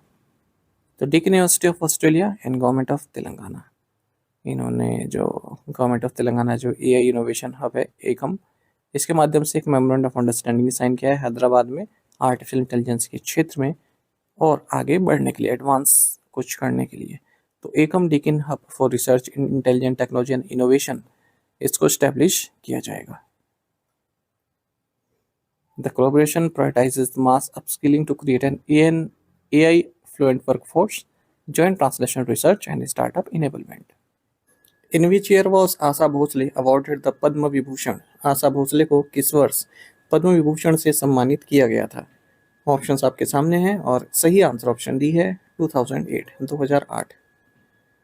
तो लेजेंडरी प्लेबैक सिंगर आशा गणपत भोसले, इनका निधन हो गया है 12 अप्रैल को मुंबई में 92 साल की उम्र में। जब भी कोई बहुत बड़ी हस्ती का निधन होता है तो क्वेश्चन इसी तरह से पूछे जाते हैं, पद्म विभूषण, पद्म भूषण या भारत रत्न उन्हें कब मिला था? साल 2000 में दादा साहब फाल्के अवार्ड से इन्हें सम्मानित किया गया, जो कि सिनेमा की फील्ड में इंडिया का हाईएस्ट अवार्ड है। साल 2008 में गवर्नमेंट ऑफ इंडिया ने पद्म विभूषण से इन्हें सम्मानित किया, जो कि हमारे देश का सेकंड हाईएस्ट सिविलियन ऑनर है भारत रत्न के बाद। और 2011 में Guinness book of world records ने भी इन्हें एक्नॉलेज किया। म्यूजिक इंडस्ट्री में सबसे ज़्यादा गाने इन्होंने रिकॉर्ड किए। इनका फर्स्ट फिल्म फेयर अवार्ड्स इन्होंने जीता गरीबों की सुनो और परदेश में रहने दो के लिए। Which edition of exercise Dustlik is being conducted between India and Uzbekistan? Bharat और उज्बेकिस्तान के बीच अभ्यास तस्लिक का कौन सा संस्करण आयोजित किया जा रहा है? ऑप्शंस आपके सामने हैं, सही आंसर ऑप्शन सी है, 7th। तो Indian army contingent India Uzbekistan joint military exercise Dustlik के 7th एडिशन के लिए डिपार्ट कर चुका है और ये गुरुमसरी फील्ड ट्रेनिंग एरिया नमनगम उज्बेकिस्तान में 12 से 25 अप्रैल के बीच एक्सरसाइज चल रही है। लास्ट एडिशन जो इस एक्सरसाइज का हुआ था फॉरेन ट्रेनिंग नोड पुणे में हुआ था अप्रैल 2025 में। तो एक बार भारत में होता है, एक बार उज्बेकिस्तान में होता है। तो इंडियन आर्म फोर्सेस कंटिजेंट जो भारतीय दल है उसमें 60% जा रहे हैं और इंडियन आर्मी से हैं, जो बटालियन ऑफ महार रेजिमेंट है, और कुछ इंडियन एयरफोर्स से भी हैं। When is the world Chagas disease day observe? विश्व चगास रोग दिवस कब मनाया जाता है? ऑप्शंस आपके सामने हैं, सही आंसर ऑप्शन सी है, अप्रैल 14। तो वर्ल्ड चगास डिजीज डे ये 14 अप्रैल को मनाया जाता है। चगास डिजीज़ एक नेग्लेक्टेड ट्रॉपिकल डिजीज़ है, यानी कि ज़्यादा इसकी ओर ध्यान नहीं जाता है, पर ये घातक बीमारियां होती हैं, खास करके लैटिन अमेरिका में, अफ्रीका में। तो सबसे पहली बार 14 अप्रैल 2020 को ये डे मनाया गया था कार्लोस लिबेरो जस्टिनियांगो चगास के नाम पर। ये ब्राज़ीलियन डॉक्टर रहे जिन्होंने पहला केस इस बीमारी का डायग्नोस किया था 1909 में 14 अप्रैल को। इसे साइलेंट और साइलेंस्ड डिजीज़ भी कहते हैं, क्योंकि इसके जो सिम्टम्स हैं, ठीक है, वो पता नहीं चलते हैं, और पैरासाइट होता है एक ट्राइपैनोसोमा क्रूजी के कारण ये होता है। इस साल 2026 में वर्ल्ड चगास डिजीज का थीम है women at the heart, protecting the next generation from Chagas disease. When is the Ambedkar Jayanti observed? Ambedkar Jayanti कब मनाई जाती है? राइट आंसर ऑप्शन सी है, अप्रैल 14। हर साल 14 अप्रैल को अम्बेडकर जयंती मनाई जाती है, क्योंकि बर्थ एनिवर्सरी इस दिन होती है डॉक्टर भीमराव रामजी अम्बेडकर की। और इनका जन्म 1891 में मोह मध्य प्रदेश में हुआ था। जूरिस्ट रहे, इकोनॉमिस्ट रहे, सोशल रिफॉर्मर रहे, प्रिंसिपल आर्किटेक्ट थे हमारे कॉन्स्टिट्यूशन के। अच्छा, इनके संदर्भ में दो जगह काफ़ी फेमस है, तो चैत्य भूमि, एक दीक्षा भूमि। चैत्य भूमि दादर मुंबई में है, ठीक है, ये क्रिमेशन प्लेस है अम्बेडकर जी का। और दूसरा है दीक्षा भूमि, ये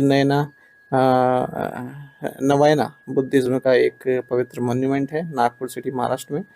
यहाँ बी आर अम्बेडकर ने लगभग अपने 4 लाख फॉलोवर्स के साथ, खासकर जो दलित थे, बुद्धिज्म को अपनाया था, ठीक है, अशोक विजय दशमी के मौके पर 14 अप्रैल 1956 को। लॉ एंड जस्टिस मिनिस्टर रहे हमारे देश के पहले, जो फर्स्ट कैबिनेट था जवाहरलाल नेहरू के तहत, 1990 में भारत रत्न से सम्मानित किया गया मरणोपरांत। वेटिंग फॉर अ वीज़ा इनकी ऑटोबायोग्राफी है। और मेहट सत्याग्रह को इन्होंने लेड किया था, अगुवाई की थी 20 मार्च 1927 को, ताकि अनटचेबल्स वाटर को यूज़ कर सके। जो पब्लिक टैंक है उसके वाटर को महाराष्ट्र में कालाराम टेम्पल मूवमेंट का भी नेतृत्व डॉक्टर भीमराव अम्बेडकर ने किया था नासिक में, ताकि दलित कालाराम टेम्पल में एंटर कर सके। Where was the first edition of Indian Navy's Biannual Commanders Conference 2026 held? भारतीय नौसेना द्वारा द्विवार्षिक कमांडर सम्मेलन 2026 का पहला संस्करण कहाँ आयोजित किया गया? राइट आंसर ऑप्शन डी है, न्यू दिल्ली। तो इंडियन नेवी का जो बायन्युअल कमांडर्स कॉन्फ्रेंस 2026 है, इसका पहला एडिशन नौसेना भवन न्यू दिल्ली में हुआ है। The edition holds significant importance in the light of swift naval deployment to safeguard India's energy security amidst ongoing conflict in West Asia with convergence of multinational forces in the Indian Ocean region. Which organization launched the आरोग्य one initiative? आरोग्य one पहल किस संगठन ने शुरू की है? Right answer option B है, NHAI। तो national highways authority of India यानी कि NHAI ने एक नया इनिशिएटिव अनाउंस किया है जिसका नाम है आरोग्य वन। ठीक है, तो जो मेडिसिनल ट्रीज हैं उनको प्लांट किया जाएगा नेशनल हाईवेज के दोनों ओर जो खाली लैंड रहती है उस पर, ताकि बायोडाइवर्सिटी भी इम्प्रूव हो सके और इकोलॉजिकल सस्टेनेबिलिटी भी बनी रहे। तो एक ग्रीन कॉरिडोर बनाया जाएगा जहाँ पर मेडिसिनल प्लांट स्पीसीज को लगाया जाएगा। तो लगभग 36 स्पीसीज ऑफ मेडिसिनल ट्रीज जैसे नीम, आंवला, जामुन, इमलीन को सिलेक्ट किया गया है, अलग अलग इनके जो क्लाइमेटिक जोन है उसके सुटेबिलिटी के हिसाब से जिस वातावरण में हो सकते हैं। टोल प्लाजास के साइड में भी लगाया जाएगा इनको, इंटरचेंजेस होते हैं वहाँ पर भी लगाया जाएगा। India rank 4th globally in tech funding in financial 26। वित्त वर्ष 2026 में तकनीकी फंडिंग के मामले में भारत का वैश्विक स्तर पर चौथा स्थान रहा है। देखिए, Tracxn India tech annual funding report 2026 के अनुसार भारत की जो टेक स्टार्टअप है इसने 11.7 बिलियन यूएस डॉलर रेस किए हैं फाइनेंशियल 26 में, और ये 18% का डिक्लाइन है। ठीक है, अगर हम फाइनेंशियल 25 से कंपेयर करें, क्योंकि उस वक्त जो इंडिया टेक सेक्टर है उसने 14.3 बिलियन यूएस डॉलर रेस किए थे। हालांकि फाइनेंशियल 24 के कंपैरिजन में इंक्रीज़ है 20% का, क्योंकि फाइनेंशियल 24 में 9.7 बिलियन यूएस डॉलर हमने रेस किए थे। India 4th highest funded country है ग्लोबली अगर हम टेक स्टार्टअप की बात करें, यूएस, यूके और चाइना के बाद। हालांकि हम जर्मनी और फ्रांस से आगे हैं। इंडिया टेक स्टार्टअप इकोसिस्टम में 129 एक्विजिशंस हुए हैं 2025-26 में, जबकि 2024-25 में 151 एक्विजिशंस हुए थे। Which bank launch the smart save account? किस बैंक ने स्मार्ट सेव अकाउंट लॉन्च किया है? राइट आंसर ऑप्शन बी है, CSB बैंक। CSB बैंक ने स्मार्ट सेव अकाउंट लॉन्च किया है।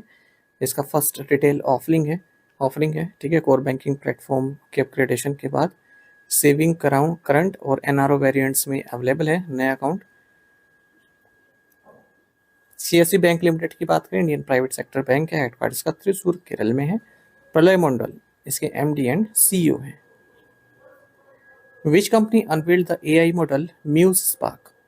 किस कंपनी ने AI मॉडल म्यूज स्पार्क का अनावरण किया है? ऑप्शंस आपके सामने हैं, सही आंसर ऑप्शन ए है, मेटा। मेटा ने अपना एक आर्टिफिशियल इंटेलिजेंस मॉडल अनवील किया है जिसका नाम है म्यूज स्पार्क। ठीक है, तो जैसे आप ChatGPT देखते हैं, जेमिनी देखते हैं, परप्लेक्सिटी देखते हैं, इसी तरह से म्यूज स्पार्क भी एक इसका आर्टिफिशियल इंटेलिजेंस मॉडल है। ये मॉडल आपको याद होनी चाहिए कि किस कंपनी का कौन सा मॉडल है, एग्जाम में मैच द फॉलोइंग के क्वेश्चंस बन जाते हैं। The Jallianwala Bagh massacre took place on, Jallianwala Bagh हत्याकांड कब हुआ था? अगर आप SSC के एस्पिरेंट हैं तो मैसेकर की स्पेलिंग पूछ लेते हैं कि कौन सी स्पेलिंग सही है। तो इसको आप दो तरह से दो भागों में डिवाइड कर सकते हैं या सेपरेट कर सकते हैं। एक तो हो गया मास मतलब द्रव्यमान, बाहर कोई MASS, और एक हो गया एकड़, कहते हैं ना इतनी एकड़ भूमि। ठीक है, तो इस तरह से आप याद रखिए मास और एकड़। तो सही आंसर ऑप्शन सी है, अप्रैल 13, 1919।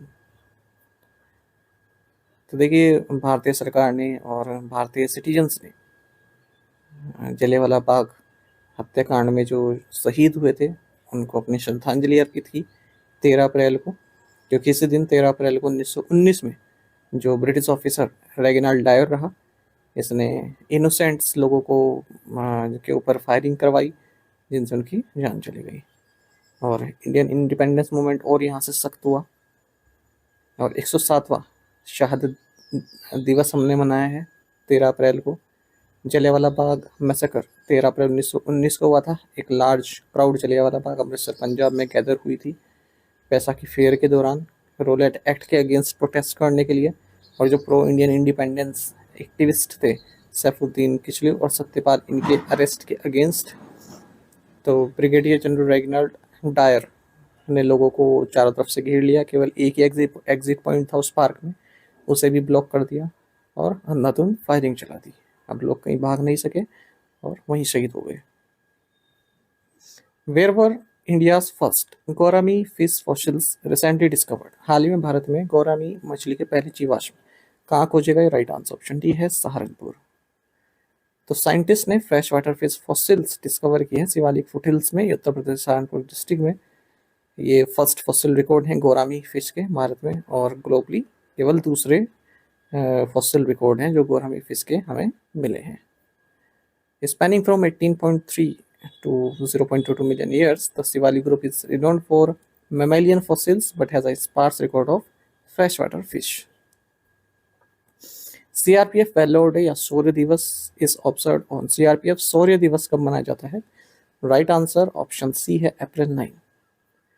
तो CRPF वेलोर डे या शौर्य दिवस ये 9 अप्रैल को मनाया जाता है हर साल। ठीक है, जो हमारी सेकंड बटालियन थी CRPF की, उनके करेजियस डिफेंस के लिए, जिन्होंने सरदार पोस्ट को डिफेंड किया रन ऑफ कच्छ गुजरात में 9 अप्रैल 1965 को, जो 1965 में भारत पाकिस्तान कॉन्फ्लिक्ट हुआ उस दौरान। What has recently been installed at the Kashi Vishwanath temple in Varanasi? Varanasi के काशी विश्वनाथ मंदिर में हाल ही में क्या स्थापित किया गया है? राइट आंसर ऑप्शन डी है विक्रमादित्य वैदिक क्लॉक। तो विक्रमादित्य वैदिक क्लॉक जो कि ancient Indian time keeping tradition पर बेस्ड है, इसे इंस्टॉल किया गया है काशी विश्वनाथ टेम्पल वाराणसी में। जो ट्रेडिशनल वैदिक सिस्टम है टाइम और एस्ट्रोनॉमिकल इवेंट्स को कैलकुलेट करने का, उसे फिर से रिवाइव किया जा सके। तो 700 किलो की ये विक्रमादित्य वैदिक क्लॉक है। चीफ मिनिस्टर मध्य प्रदेश मोहन यादव ने प्रेजेंट की है और इसका अनावरण किया है Yogi Adityanath, chief minister of Uttar Pradesh ने। जैसे हम 24 आवर क्लॉक देखते हैं ना मॉडर्न टाइम में, ये उससे अलग है। वैदिक क्लॉक जो है सनराइज से नेक्स्ट सनराइज तक का टाइम कैलकुलेट करता है और एक दिन को 30 मुहूर्त में डिवाइड करता है और हर एक मुहूर्त 48 मिनट तक चलता है।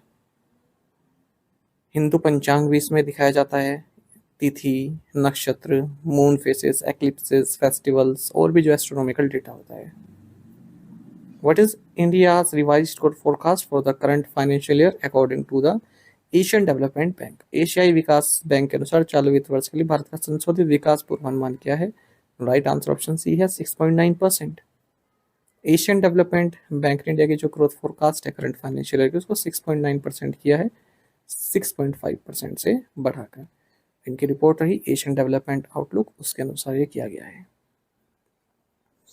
Whose life-size bronze statue was recently unveiled in the city of Seattle, United States? हाल ही में संयुक्त राज्य अमेरिका के सिएटल शहर में किसकी आदमकद कांस्य प्रतिमा का अनावरण किया गया? राइट आंसर ऑप्शन बी है Swami Vivekananda. City of Seattle ये फर्स्ट सिटी गवर्नमेंट बन गई है यूनाइटेड स्टेट्स में जिसने एक लाइफ साइज स्टैचू अनवील किया है स्वामी विवेकानंद का। वेस्ट लेक स्क्वायर पार्क में नरेश कुमार कुमावत ये स्कल्प्टर हैं जिन्होंने इस स्टैचू को बनाया है। सिएटल के मेयर कैटी विल्सन और काउंसिल जनरल प्रकाश गुप्ता ने इनॉग्रेट किया है इस स्टैचू को। विवेकानंद आप सभी जानते हैं प्रोमिनेंट फिलोसफर रहे हैं, सोशल रिफॉर्मर रहे हैं, वेदांता फिलोसफी को अब्रॉड में फैलाने में मोस्ट सक्सेसफुल प्रोमिनेंट रहे हैं। इनकी बर्थ एनिवर्सरी हम नेशनल यूथ डे बनाते हैं 12 जनवरी को। Which port has emerged as India's largest automobile export hub? भारत का सबसे बड़ा ऑटोमोबाइल निर्यात केंद्र कौन सा बंदरगाह बनकर उभरा है? राइट आंसर ऑप्शन बी है मुंद्रा। तो मुंद्रा पोर्ट इंडिया का लार्जेस्ट ऑटोमोबाइल एक्सपोर्ट हब बनकर उभरा है। नेशनल रिकॉर्ड इसने सेट कर दिया है, 6008 कार्स को सिंगल वेसल से इसने एक्सपोर्ट किया है। मुंद्रा पोर्ट गुजरात में गल्फ ऑफ कच्छ में और इंडिया का largest commercial and container port है। Adani ports and special economic zone द्वारा ऑपरेट किया जाता है।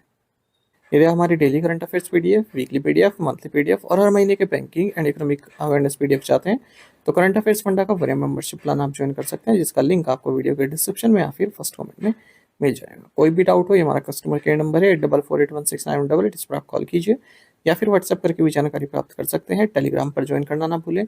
करंट अफेयर्स फंडा नाम से हमारा टेलीग्राम चैनल है। Thank you guys.